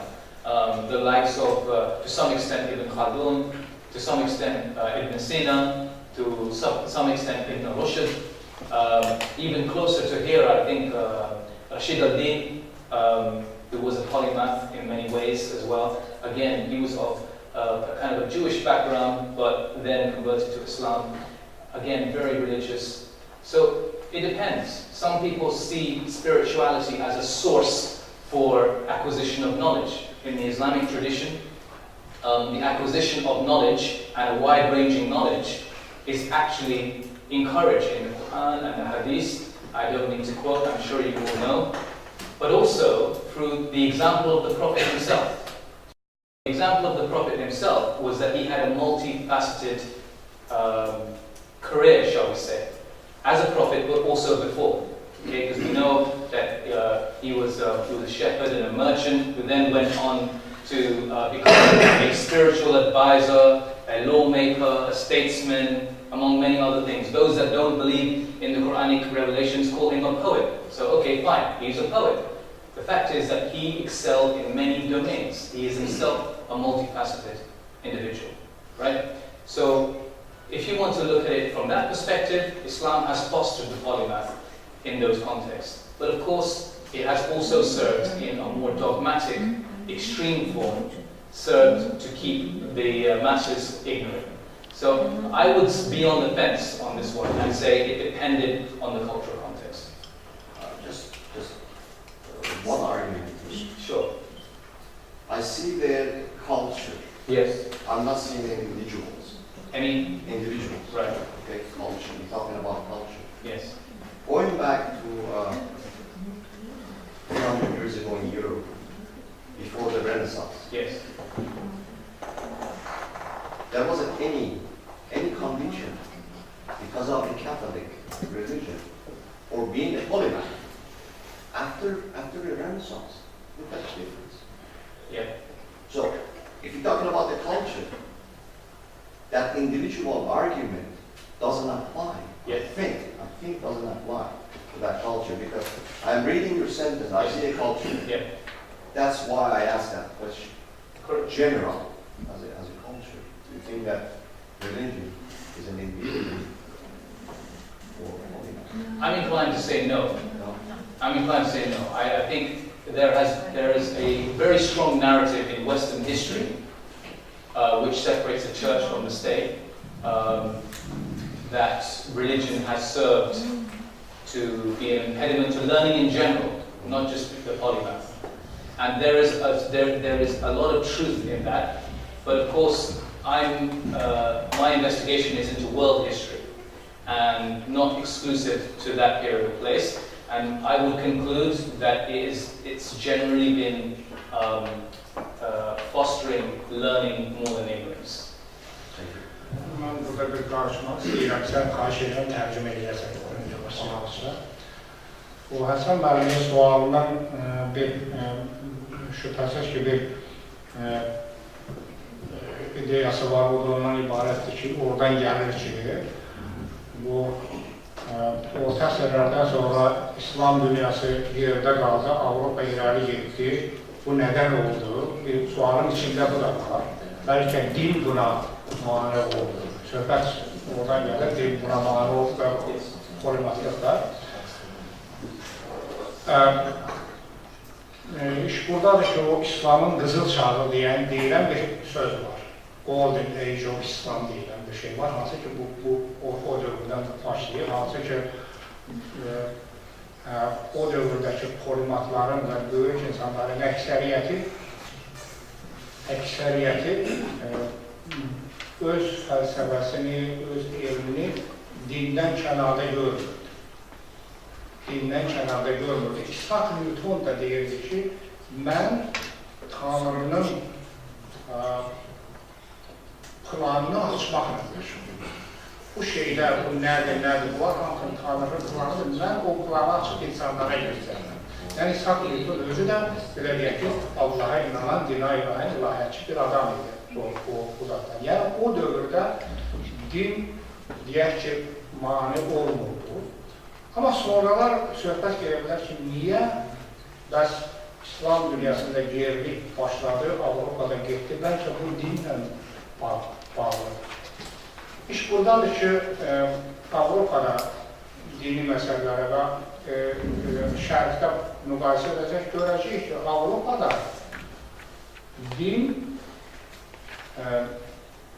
monarxlara, padişahlara tabi deyil. Bu iki qüvvə idi. O tərəfdə hökumət, monarxiya, bu tərəfdə din.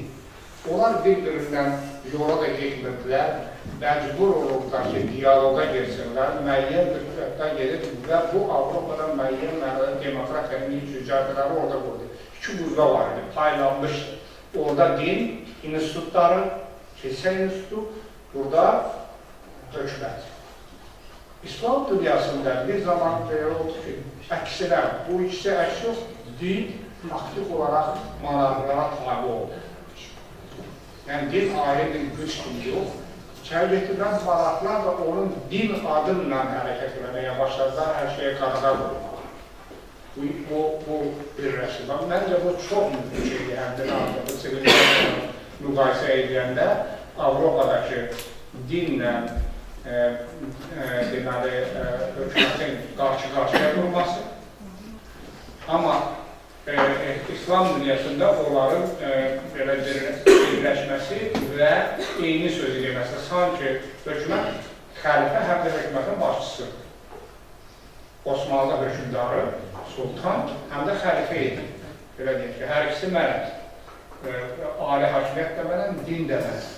Birləşir din, ona görə bu qapalılıq, bu əmələ gəldi. Ona görə bizim Zəfət Əlaxund o deyir ki, İslamda protestant inqilabı lazımdır. Hamıda bilirsiniz, Şəmal dövləşdir var. İslama protestant inqilabı lazımdır. Qəribədir, değil mi? İslam, amma xristiyanlıqda olan protestant inqilabı budur. Bu səbəb mən düşünürəm ki, daha ciddilik yerdə qalmada bir budur. Məhsul səbəbində Renan Fransız filosofu deyirdi ki, şərq İslam dünyası Newton məktəbini keçmədi. Biz məktəblərdən Newtondan sonra, belə deyək ki, 17-ci əsrdə biz, belə deyək ki, axırında biz Newtonu keçini öyrənməyə başladıq. Ancaq şərqlər ancaq 19-cu əsrdə işitdilər ki, belə bir şey var, başladılar bu nə olan şeylər anlamağa keçmədi. Bir bu məsələdir, bu sual çünki çox maraqlı olur. İkinci belə bir şey var ki, tam cavabı məlum olmayan belə bir suallar var. Niyə Yunan sivilizasiyası çökdü? Niyə o çökdü, İslam gəldi? Niyə İslam sivilizasiyası çökdü, Avropa gəldi? Niyə Avropa zəifləri, Amerika gəldi? Burada belə bir şey var ki, sivilizasiyaların marafon sanki yarışı gedir. Biri gəlir müəyyən yerə qədər çatır, orada nəfəsi dayanır, o biri davam etdirir. Yunan sivilizasiyasının nəfəsi dayanır, İslam davam etdirir. İslam sivilizasiyasının nəfəsi dayanır, nə mənadasın? Onu Avropa davam etdirir. Avropa 20-ci əsrin ortasında, bizim 20-ci əsrin ortasında Avropa məhv oldu. Avropanın ortasında bir tərəfdən Amerikalılar, bir tərəfdən Ruslar gəldi, görüşdülər. İki dünya savaşı məhv oldu. Oradan Amerikalılar gəldi. Görülür ki, bu sivilizasiyaların bu marafon qaçışı var, bir də horror var. Bu iki şey var, belə deyək ki, burada bu təkcə hər şeyi dinin üzərinə yıxmaq, məncə bu, belə deyək ki, biz o tərəfini görürük. Yəni, o geriliyi görəndə onun dinə bağlıyıq. Amma dindən daha çox, belə deyək ki, o iki səbəb var. Bir obyektiv səbəb ki, o İbn Haldun onu deyirdi də, müqəddimədə. Sivilizasiyalarda deyil, o insan kimidir. Cavan olur, uşaq olur, qocağı olur, sonra da ölür. Bir şey var. Ben Kulya'dan Buyurun.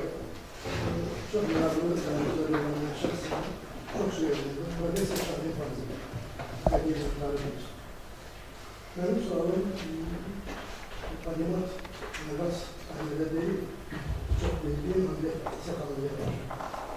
Ancak ben başlayanda bu söhbət, ben İsmail müəllimə dedim ki, hələ tutab deməmişdən belki Hamlet Sakalını ben Alimat gibi çok bildiğim kimi tanıyırım. Ve burada hiçbir şifre yoktur. Ve çok sahili bir mütefessistir. Ben sualım nedir?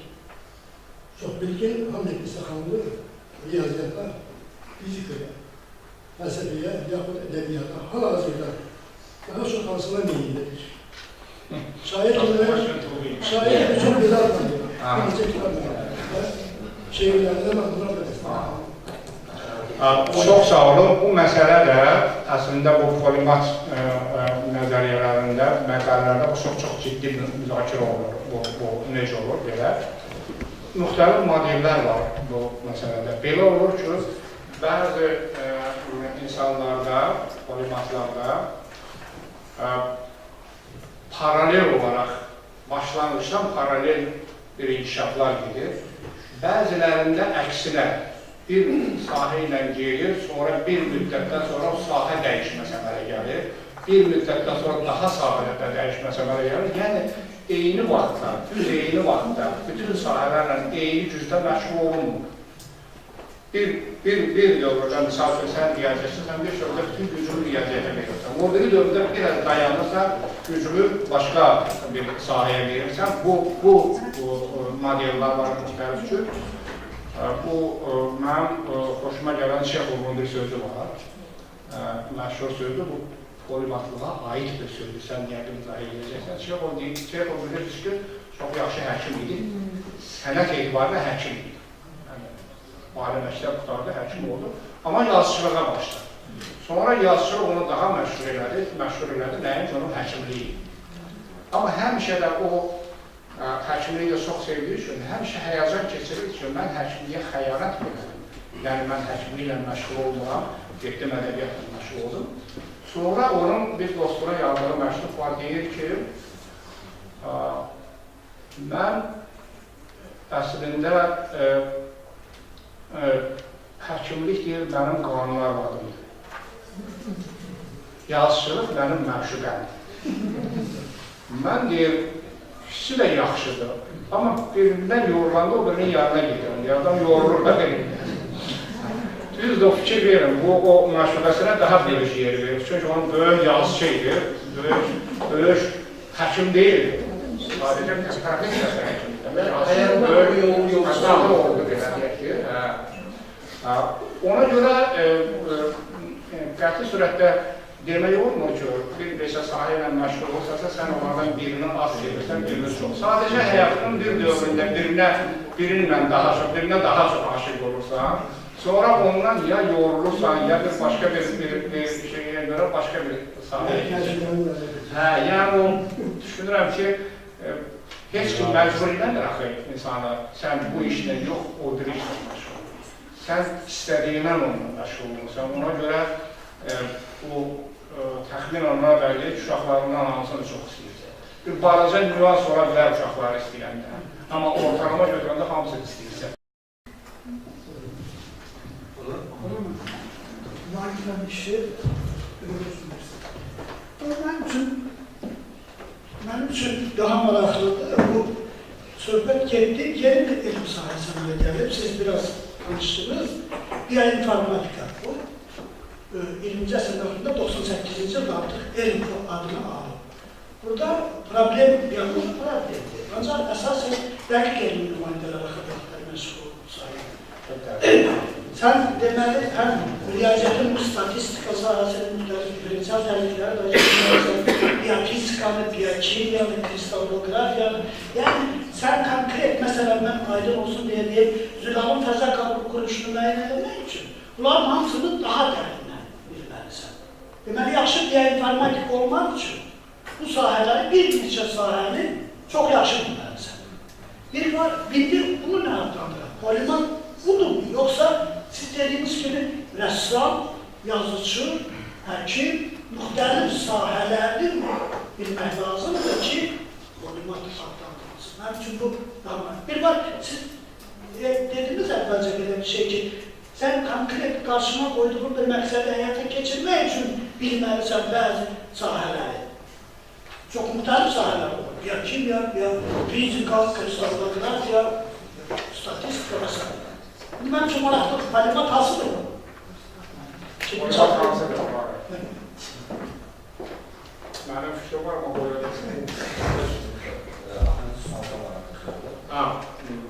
The idea was that there are two types of polymath. One is that you are starting from one area of science and going to other areas, as I explained, from physics to geology.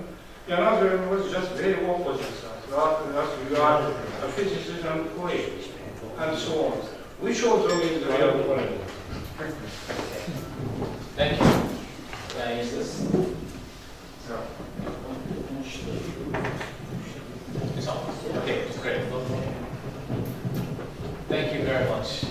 This is a very important question. Çox sağ olun, çox teşekkür sağ olun. The polymath can take either of those forms, and they are both of equal value. Polimatlıq hər ikisini hesab etmək var, ancaq hər ikisinin də özünün xüsusi bir dəyəri var. There may be a purpose to explore a particular idea or concept which takes you to different fields. Ola bilər ki, sizin xüsusi bir məqsədiniz olsun və bu sizi fərqli sahələrə yönləndirsin.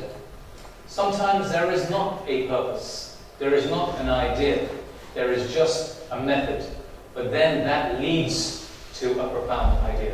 Ancaq bəzən də sizin xüsusi bir məqsədiniz olmur, sadəcə bir metod olur və siz o metodun arxasınca gedərək polimata çevirirsiniz. This is why polymaths have been the most misunderstood humans in history. Buna görə də polimatlar dünyada ən çox yanlış anlaşılan insanlardır. Sometimes they misunderstand themselves for that reason. Hətta bəzən onlar özləri də özlərini yanlış anlayırlar. Ultimately, there may be connections between seemingly unrelated fields. Buna görə də biz burada o ifadəni işlətdik ki, onların görünür ki, onların arasında əlaqə yox, ancaq əslində var. So the mathematician who writes poetry may come to a unique insight about musical theory, for example. Məsələn, bir riyaziyyatçının şeir yazması musiqi üçün xüsusi bir dəyər ola bilər. That musical theory might be a deliberate pursuit, or it could be accidental as a result of that diversity. Və buna o sırf bir məqsəd qoyub da çatmış ola bilər, yəni bu musiqi nəzəriyyəsinə və yaxud da bu sadəcə qəza nəticəsində də, təsadüf şəkildə də ola bilər. In short, both types of polymaths are true. Biz hər iki metoddan istifadə edib polimat olanları düzgün polimat qəbul edirik.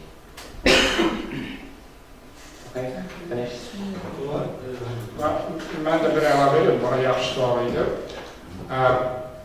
İki çox müxtəlif o polyar sahələrdən məşğul olan polimat daha maraqlı görünür. Bəzən o biri tərəfi onu daha məşhurlaşdırır. Ömər Xəyyam. Ömər Xəyyam riyaziyyatçıdır əsasən və şairdir. Və riyaziyyatın yanında bir astronomiyası da var və yanında bir fəlsəfəsi də var. Çox məşhurdur.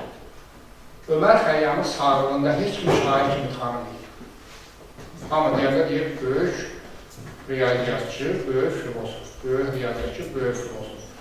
Və onu Ömər Xəyyamın qüdrətli şair kimi Avropada heç yerə götürdü, onu tərcümə elədi. İngilis dilinə. Tərcümə çox gözəl alındı.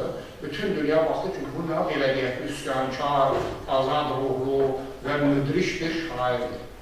Və onu o şair kimi populyarlığa artandan sonra araşdıranda məlum oldu ki, çox böyük riyaziyyatçıdır. Amma onun o riyaziyyatçı Avropaya heç təsir eləməmişdi. Nə üçün? Çünki Avropa heç onu tərcümə eləməmişdi. Sonra elm tarixindən məşğul olanlar onu tərcümə elədilər ki, gördülər ki, Xəyyam çox böyük riyaziyyatçıdır, birinci növbədə. Amma şeir o qədər populyar bir şeydir ki, şeir yazılır, bir bayrağı məşhurlaşır. İndi Xəyyamı dünyada daha çox şair kimi tanıyırlar. Onun riyazətçi olduğunu çox zaman onun şeir kitabının giriş hissəsini oxuyanda görürlər ki, bu riyazətçi amma böyük bir riyazətçi oldu. Bu, o biraz daha unikal bir polimatlıq. Amma digər sahədən də dediyim kimi bir fizik, həm də riyazətçi olur, həm də biolog olur, həm də franşir olur. Bunun özü də ciddi çox bir polimatlıqdır. Sadəcə xarakteri başqa da deyildi ki, ikisi də çox mühümdür. Deyəməzsə ki, yaxşı da o yaxşı. Buyurun. Cəzayir. Oğlan Əziz Bakılı Universiteti. Əvvəla mənə təşəkkür edirəm, belə maraqlı. Eşidirəm. Belə maraqlı bir müzakirəyə dəvət ediniz. Bizim məruzatçımıza təşəkkür edirəm. Doğrudan çox gözəl, mənim məzmunlu bir çıxışıdır. Tərcüməsi də xüsusi bir sağ olun üçün. Maşallah deyəcək yox. Yəni bir anlamda belə. Hayatda gözlüyüm, kimsə deyəcək. Gedir gözləyirsin, cevaba görə deyil. Çox təvəkküllər. Deyim ki, bizim məruzatçımız danışanda anlatmalım. O, ileri sürdüyü tezislərin bir çoxunun həqiqət olduğu qənaətinə gəldim. İşmən Avropa və Ərəb dünyasına getmədim. Elə özümüzün Bakı alimlərimizdən, Azərbaycan alimlərindən. Məsələn, hər birimizin tanıdığımız Xudu Məmmədov. Çox geologiya mütəlimına baxmayaraq, amma məsələn, kimya sahəsindəki araşdırmaları, kristallografiya üzrə gəldiyi nəticələr elə İngiltərənin özündə də məşhur. Cambridge Universitetində işləmiş. Bunun kristallografiya onun əsas sahəsi idi. John Bernal'ın yanında. Və John Bernal'ın yanında tamamıyla doğru deyirsiniz. Amma bununla bərabər tətbiqi sənətlər, məsələn, o kristallografiyanın və simmetriyanın, kristallografiya tətbiqi sənətlər tətbiqi isə bu tam başqa bir maraqlı mövzudur. Xalçaçılıqda, rəssamlıqdakı qabiliyyəti və çəkdiyi şəkillər doğrudan da adamı heyran edir. Və yaxud da onun bayatları. Yaxşı tələbələri də var. Bəli. Bir elmi məktəbdə yaratmışdır. Onun eyni zamanda şeirləri və bayatları, bayatlarındakı elmilik. Çox burada bir məqalə gördüm, sizin şeirinizdə də matematikliyi ilə bağlı. Doğrudan onun şeirində də belə məsələlərə yer verilirdi. Bu baxımdan fikirləşirəm ki, çox doğru söylədiniz ki, bizim həm də görünür ki, ali məktəbdə işləyən müəllimlər xüsusilə bacarığı bu sayədə biraz ensiklopedik bilgiyə həvəsi olan, qabiliyyəti olan tələbələri bu sahəyə daha çox istiqamətləndirməliyik. Eyni zamanda onun arxasında durmalıyıq, çünki bu təkcə təhsil məsələsi deyil, bu eyni zamanda iqtisadiyyat məsələsidir, bu eyni zamanda Azərbaycanın tanınması məsələsidir və s. Ona görə də bu bir çox maraqlı mövzudur və sözün açıq mən burada qeydlər götürdüm, görünür biz də bu sahədə müəyyən işlərimizi yenidən qurmalıyıq. Diqqətinizə görə təşəkkür ederim. Çox sağ olun. That's a problem for education, but not only for education, but the whole society.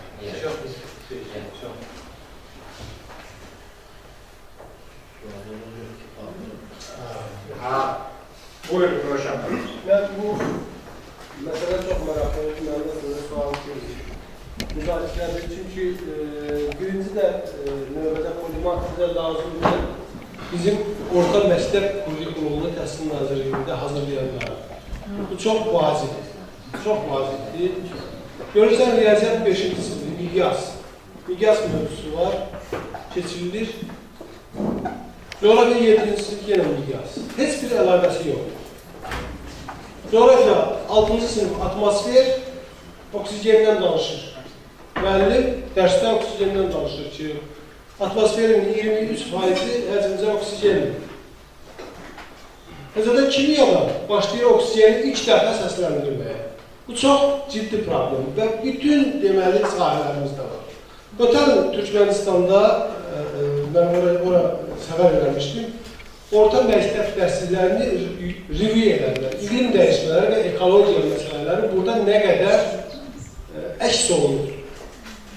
Kimyanı yoxladır, kimyada, məsələn, azon təbəqəsidir. Kimyada azondan danışır, o üçün. Bu azon nə üçündür? Coğrafiyada onun əhiyyətini danışır. Və yaxud sahələrin ölçülməsi coğrafiyada, kartografiyada vacibdir, Bunu riyaziyyatda öyrənirik. Çox vaxt riyaziyyat müəllimləri bunu özləri bilmir ki, bunu nə üçün öyrənir? Riyazi statistika yenə. Mən məsələn, biz orta məktəbdə keçəndə, ali məktəbdə riyazi statistika keçəndə bizim rəhmətli kafedra müdürümüz Məhəmməd müəllim gəldi dərsində otur riyaziyyat müəllim, çıxanda dedi ki, yox, bunlara elə tapın ki, təbiət elmlərindən xəbəri olsun. Bu adam düzdür, riyaziyyatçı kimi savadlıdır, amma o qədər dəyərlər gedir ki, bizim tələbələr heç nə başa düşmürlər, bunu deyil. Yəni, o sıralar var, o normal paylanma var, qaz paylanmasını nəzərdə tuturam, binomial paylanma var, digər paylanmalar var. Bunları görürsən ki, deyirlər, çox yaxşı izah edirlər, amma nə üçün bu nə üçün lazımdır, bunu demirlər. Ona görə də orta məktəbdə Təhsil Nazirliyinə mənə gəlir ki, biz müraciət edirlər, xüsusilə qəbul sistemində ümumiyyətlə qəbul çıxır. Məsələn, bizim tarixçilər tarixdə coğrafiyanı çıxardıblar. Misri xəritədə göstərə bilmir. Ona görə də biz Roza xanımla bu il tarixçilər üçün coğrafiya fənni proqram elə yazmışıq və artıq tədris olunur xəllərdə. Yəni, Azərbaycanda heç bir universitetdə bu yox. Tarixçilər üçün coğrafiya. Bu çox vacibdir. Yəni, mənə gəlir ki, bu polimat olmasa da, polimat sayağı biliklərin olması çox vacibdir ki, insanlar bütün o, elə deyək, fənlər arası əlaqələrin, integrativ dərslər, bunların əlaqəsini və əhəmiyyətini başa düşsünlər. Ona görə çox təşəkkür edirəm ki, bu məsələ bugün gündəmə gəlir və Azərbaycan üçün çox əhəmiyyətlidir. Sağ olun.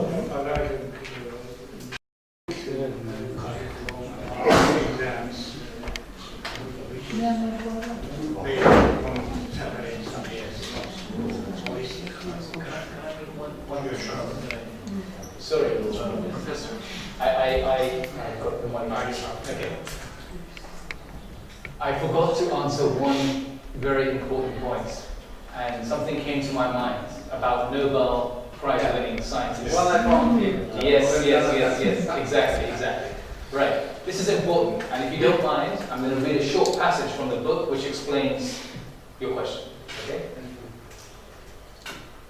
So, according to a study by American psychologist Bernice Edison, titled The Sigma Survey, based on testimonials by numerous Nobel laureates, most great scientists have often multiple avocational interests based on their own testimonials. Okay? In-depth analysis of Nobel laureates in literature between 1901 and 1902 found that great artists and writers often have multiple avocational interests.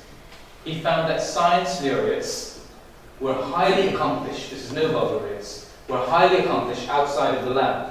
More than half of them had at least one additional interest or hobby, and almost all had an enduring hobby, from chess to insect collecting and so on and so forth. 1/4 of them were musicians, and 18% practiced the visual arts like painting or drawing. These laureates are 25 times as likely as the average scientist to sing, dance or act, 17 times as likely to be visual artists, 12 times more likely to write poetry and literature, 8 times more likely to do woodworking or some other craft, and 4 times more likely to be a musician, and twice as likely to be a photographer. Fully satisfied. Good for you. Thank you. Buyurun. İki sual aldı. Bir, iki. Teşekkür ederim. Açık müəllim, Azərbaycan verirsiniz. Həmid müəllim, bir məsələ maraqlıdır ki, bizim xalqımızın özünün milli, əxlaqi, estetik baxışlarında polimatlıq bir dəyər kimi təqrir olunmur. Məsələn, Nizamidən üzü bəri xalq, folklora qədər bütün idiomlarımızda, deyimlərimizdə bundan fərqli mövqe ortaya qoyulur. Məsələn, kamil bir balansı olsa da insan yaxşıdır yarımsıq papaqçılıqdan. Yaxud deyir, kişi bir sənəti bilər xalis, çoxuna meyl edən qalar naqis. Və yaxud deyirlər ki, çox yerə baxan çaşqılar. Təbii ki, bunların hamısı praktikadan doğan idiomlardır və pragmatik və praktik fəaliyyətin nəticəsidir. Amma təbii ki, Əhməd bəyə polimatlıq haqqında məruzəsinə görə təşəkkür edirəm. Mən bu barədə düşünməmişdim. Ancaq indi belə düşündüm ki, polimatlıq haqqında konkret bir model, düşüncə modeli yoxdur. Məsələn, mən belə düşünürəm ki, əgər fizik sonradan kimyasıya çevrilirsə, bu polimatlıq ola bilməz. Çünki eyni bir fəaliyyət müstəvisində sadəcə insan öz intellektual fəaliyyətini dərinləşdirir, yeni bir müstəviyə keçmir. Ona görə də bu sadəcə intellektin dərinləşməsi aktıdır bir prosesi. Ancaq əgər bir fizik sonradan ədəbiyyatçı olursa, yəni intellektual sferadan ruhani sferaya keçirsə, bu artıq polimatlıqdır. Çünki öz fəaliyyət müstəvisini dəyişir. Məsələn, belə deyək, bir bəyanla sonradan rəngsaz olursa, biz deyə bilərik o polimatdır. Eyni bir sahədə, eyni bir fəaliyyət müstəvisində sadəcə öz sənətini dərinləşdirir. Yəni, bir yerdə dayanmır, bu inkişafdır, bu tərəqqidir. Ona görə mən belə düşünürəm ki, Əhməd bəyin polimat haqqında nəzəriyyələrinə özümüzün belə bir təşrifimizi, formumuzu verə bilərik ki, ümumiyyətlə, polimatlıq əslində eyni bir fəaliyyət müstəvisində insanın inkişafı, keyfiyyətcə inkişafı polimatlıq yarada bilməz. Polimatlıq insanın öz fəaliyyət müstəvisini dəyişməsi zamanı yaranır. Və bir məsələni də əlavə edeyim ki, əslində doğrudur, Əhməd bəy daha çox Avropa məişətçiliyi mövqeyindən çıxış eləmək zorunda qaldı. Çünki Azərbaycan tarixinə, elminə və sənətinə yaxından bələd deyil. Bunu ona mən qüsur tutmuram. Çünki, məsələn, burada Çexovdan danışdıq. Nərman Nərmanov ən böyük bizim polimatlardan biri idi. Onun baza təhsili həkimlik idi və bu sferada onun çox təqdirə layiq fəaliyyəti var. Ancaq sonradan pedaqoji fəaliyyətə keçdi, müəllim kimi işlədi. Daha sonra artıq bir yazısı kimi klassik ədəbiyyatımızın təməlini qoyanlardan biri oldu ki, bugün məsələn fransız dilinə, Azərbaycan klassiklərinin çevrilməsi layihəsində birinci Nərmanovdan qoyurlar ki, Nərmanov tərcüm olunsun birinci. Daha sonradan onun siyasi fəaliyyət sferasına keçib böyük uğurlar qazanması və Azərbaycan dövlət müstəqilliyi sfera sahəsindəki xidmətləri hamımıza bəllidir. Yəni, bu qədər böyük bir polimatı tanımalıyıq. Qaldı, təbii ki, Hamlet müəllim polimatlıq məsələsinə gəldicə. Mən Hamlet müəllim polimat olmasını onun ilk fəaliyyətindən bələdəm. Amma mən həmişə düşünürəm ki, Hamlet müəllimin riyaziyyatdan ədəbiyyata gəlməsi çox təbii qanlı olan prosesdir. Çünki əgər riyaziyyat təbiətdə olan mükəmməl harmoniyaların formullaşmasıdırsa, poeziya sözlərin harmoniyasıdır. Ona görə Hamlet müəllimin bu keçidi də çox təbii qanlı uyğundur, amma hər halda polimat farklıdır. Təşəkkür edirəm. Diqqətinizə görə.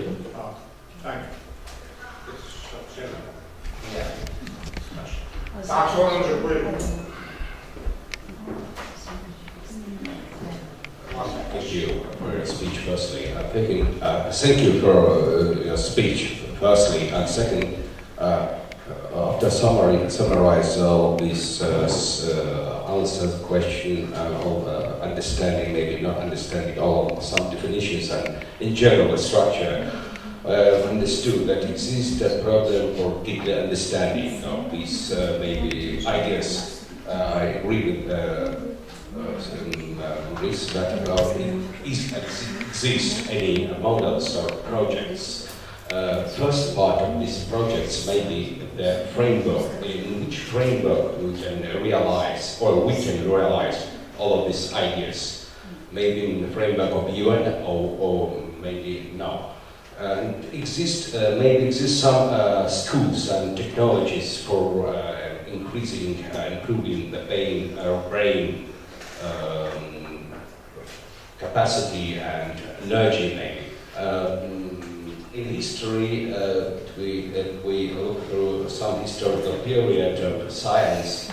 Exists some moral technologies, Pythagoreanism, Safar, maybe Khaldun, maybe some technologies of some sects, maybe Scientology, Dianetica, or maybe Ahmadiyya, or maybe Baha'i, I don't know, the base and the source of these definitions and ideas.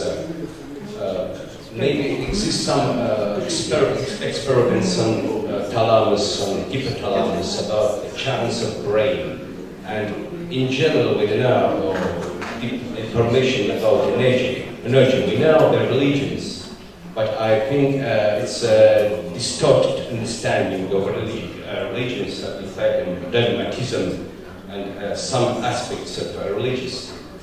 We don't know existing of big energy, I mean the God, Allah, maybe Krishna, I don't know exactly. It's from the point of science we can prove. But human being not think about the depth of his brain and his so-called soul, spirit. Maybe it's a problem for us. Maybe it's a main problem. I don't know exactly. Energy. What is energy? What is belief? What is human being? And at least we have no deep and concrete information about the being. I mean, not human being.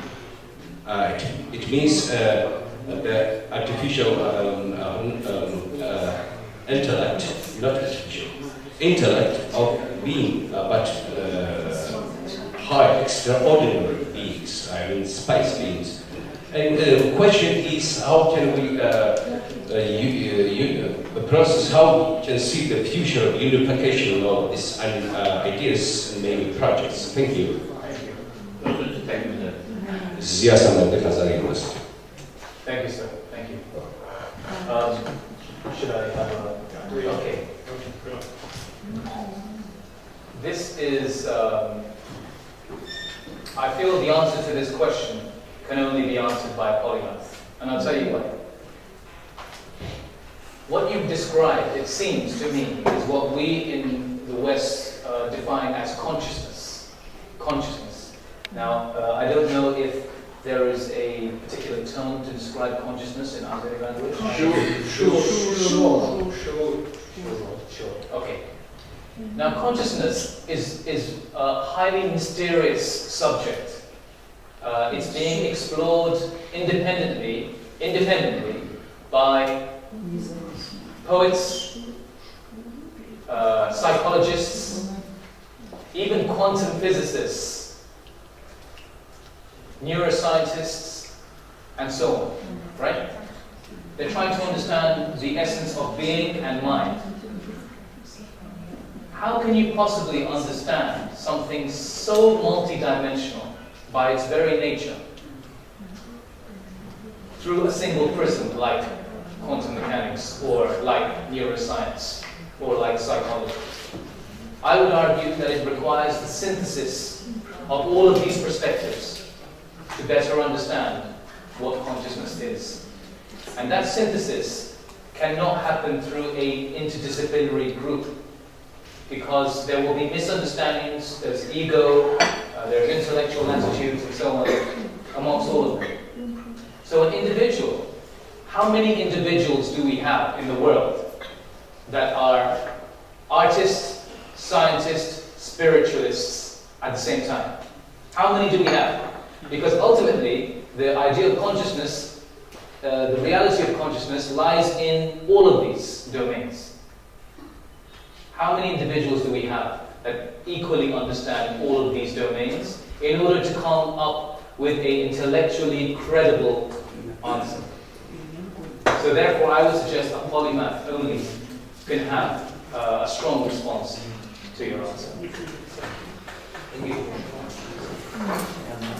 Thank you very much. I will say that Freud, in his famous theory, said that where I went, I saw some poet visiting before me. Yeah, so they are doing the same from the report that you got. Ben hamıya teşekkür edirəm. Çox gözəl diskusiya və çox gözəl söhbətlərə görə. Birinci növbədə əlbəttə Əhməd Vaqasan, onu da demək istəyirəm ki, burada bir şey vurğulandı. Özü qərbdə yaşayır, amma şərq adamdır. Şərbi çox yaxşı bilir, dərindən bilir və şərq mədəniyyətini bilir və sevir onu. Hər tərəfli sevir, yəni və həmişədən Avrosentrizm əleyhinə iş aparır.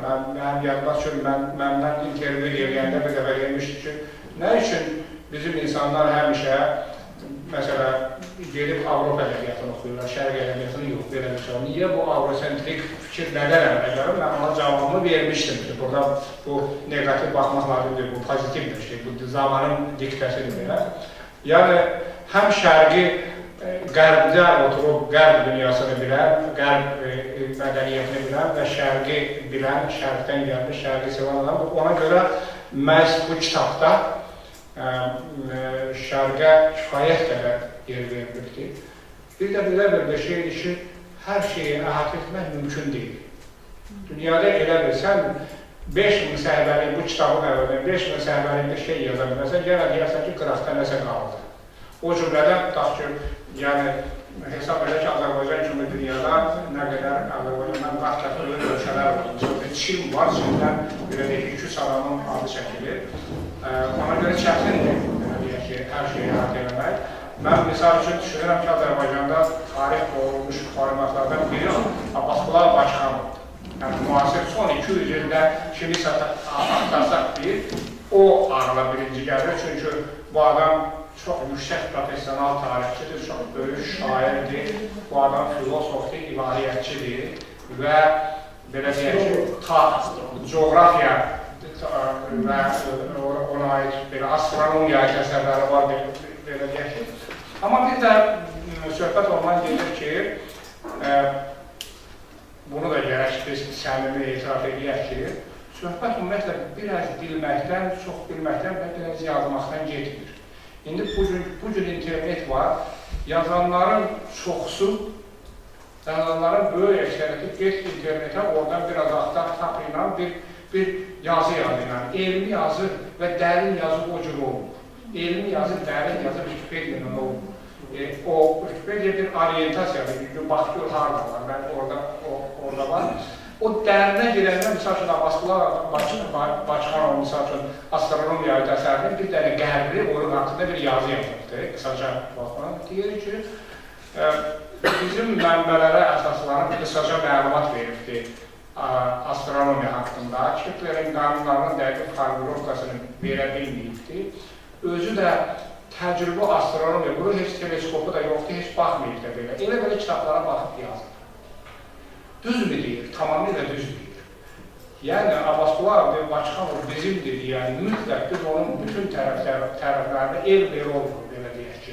Onu biz format kimi qəbul edirik, amma o tərəflərdə var. Bu baxımdan, yəni, mən tək ədəbiyyat bilirəm ki, o formatlığa ki, orada balans gözlənilibdir. Və ona görə də biz təşəkkür etməliyik, təbrik etməliyik ki, müəllifin birinci növbədə. Çox sağ ol, çox təşəkkür və tərcüməçi Tural bugün qəhrəmanlıq göstərir. Çünki tərcümə və sensor tərcümə qeyri dərəcədə çəkilir. Çünki həm qulağın o informasiyanı tutmalıdır, həm onu sürətlə bizim dilimizdə normal sözlərlə ifadə eləməlidir. İki dilin biri aşağı olanda arınmır. Üstəlik, bu sürətlə geçmək, sürətlə demək, bu çətin şeylərdir. Üstəlik, bu adama dünən xahiş olunmuşdur. Bu, belə deyək ki, bizim başqa bir adam idi, o adamın belə gözü şişib, qulağı şişib, mənim yarıda gəlmişdir. Deyəsən, paliman. Hər halda palimandan başlayır. Çünki bu gün onun ora tərcüməçi işi daxil oldu. Deyə bilər, mən təbrik edirəm. Çox sağ olun, təşəkkür edirəm. Sabah Azərbaycan dildə Elm Sənət Vəsində eyni sənətdə Xalili Collection adında qeyri-adi dərəcədə gözəl bir şeydir və ona biz Azərbaycanın çoxlu muzeylərindən, sənət adamlarını dəvət eləmişik ki, orada o cümlədən dünyanın, o cümlədən İslam dünyasının çox zəngin, belə deyək ki, kolleksiyası var, onlar haqqında, belə deyək ki, müəyyən mənada canlı bir təqdimat olacaq.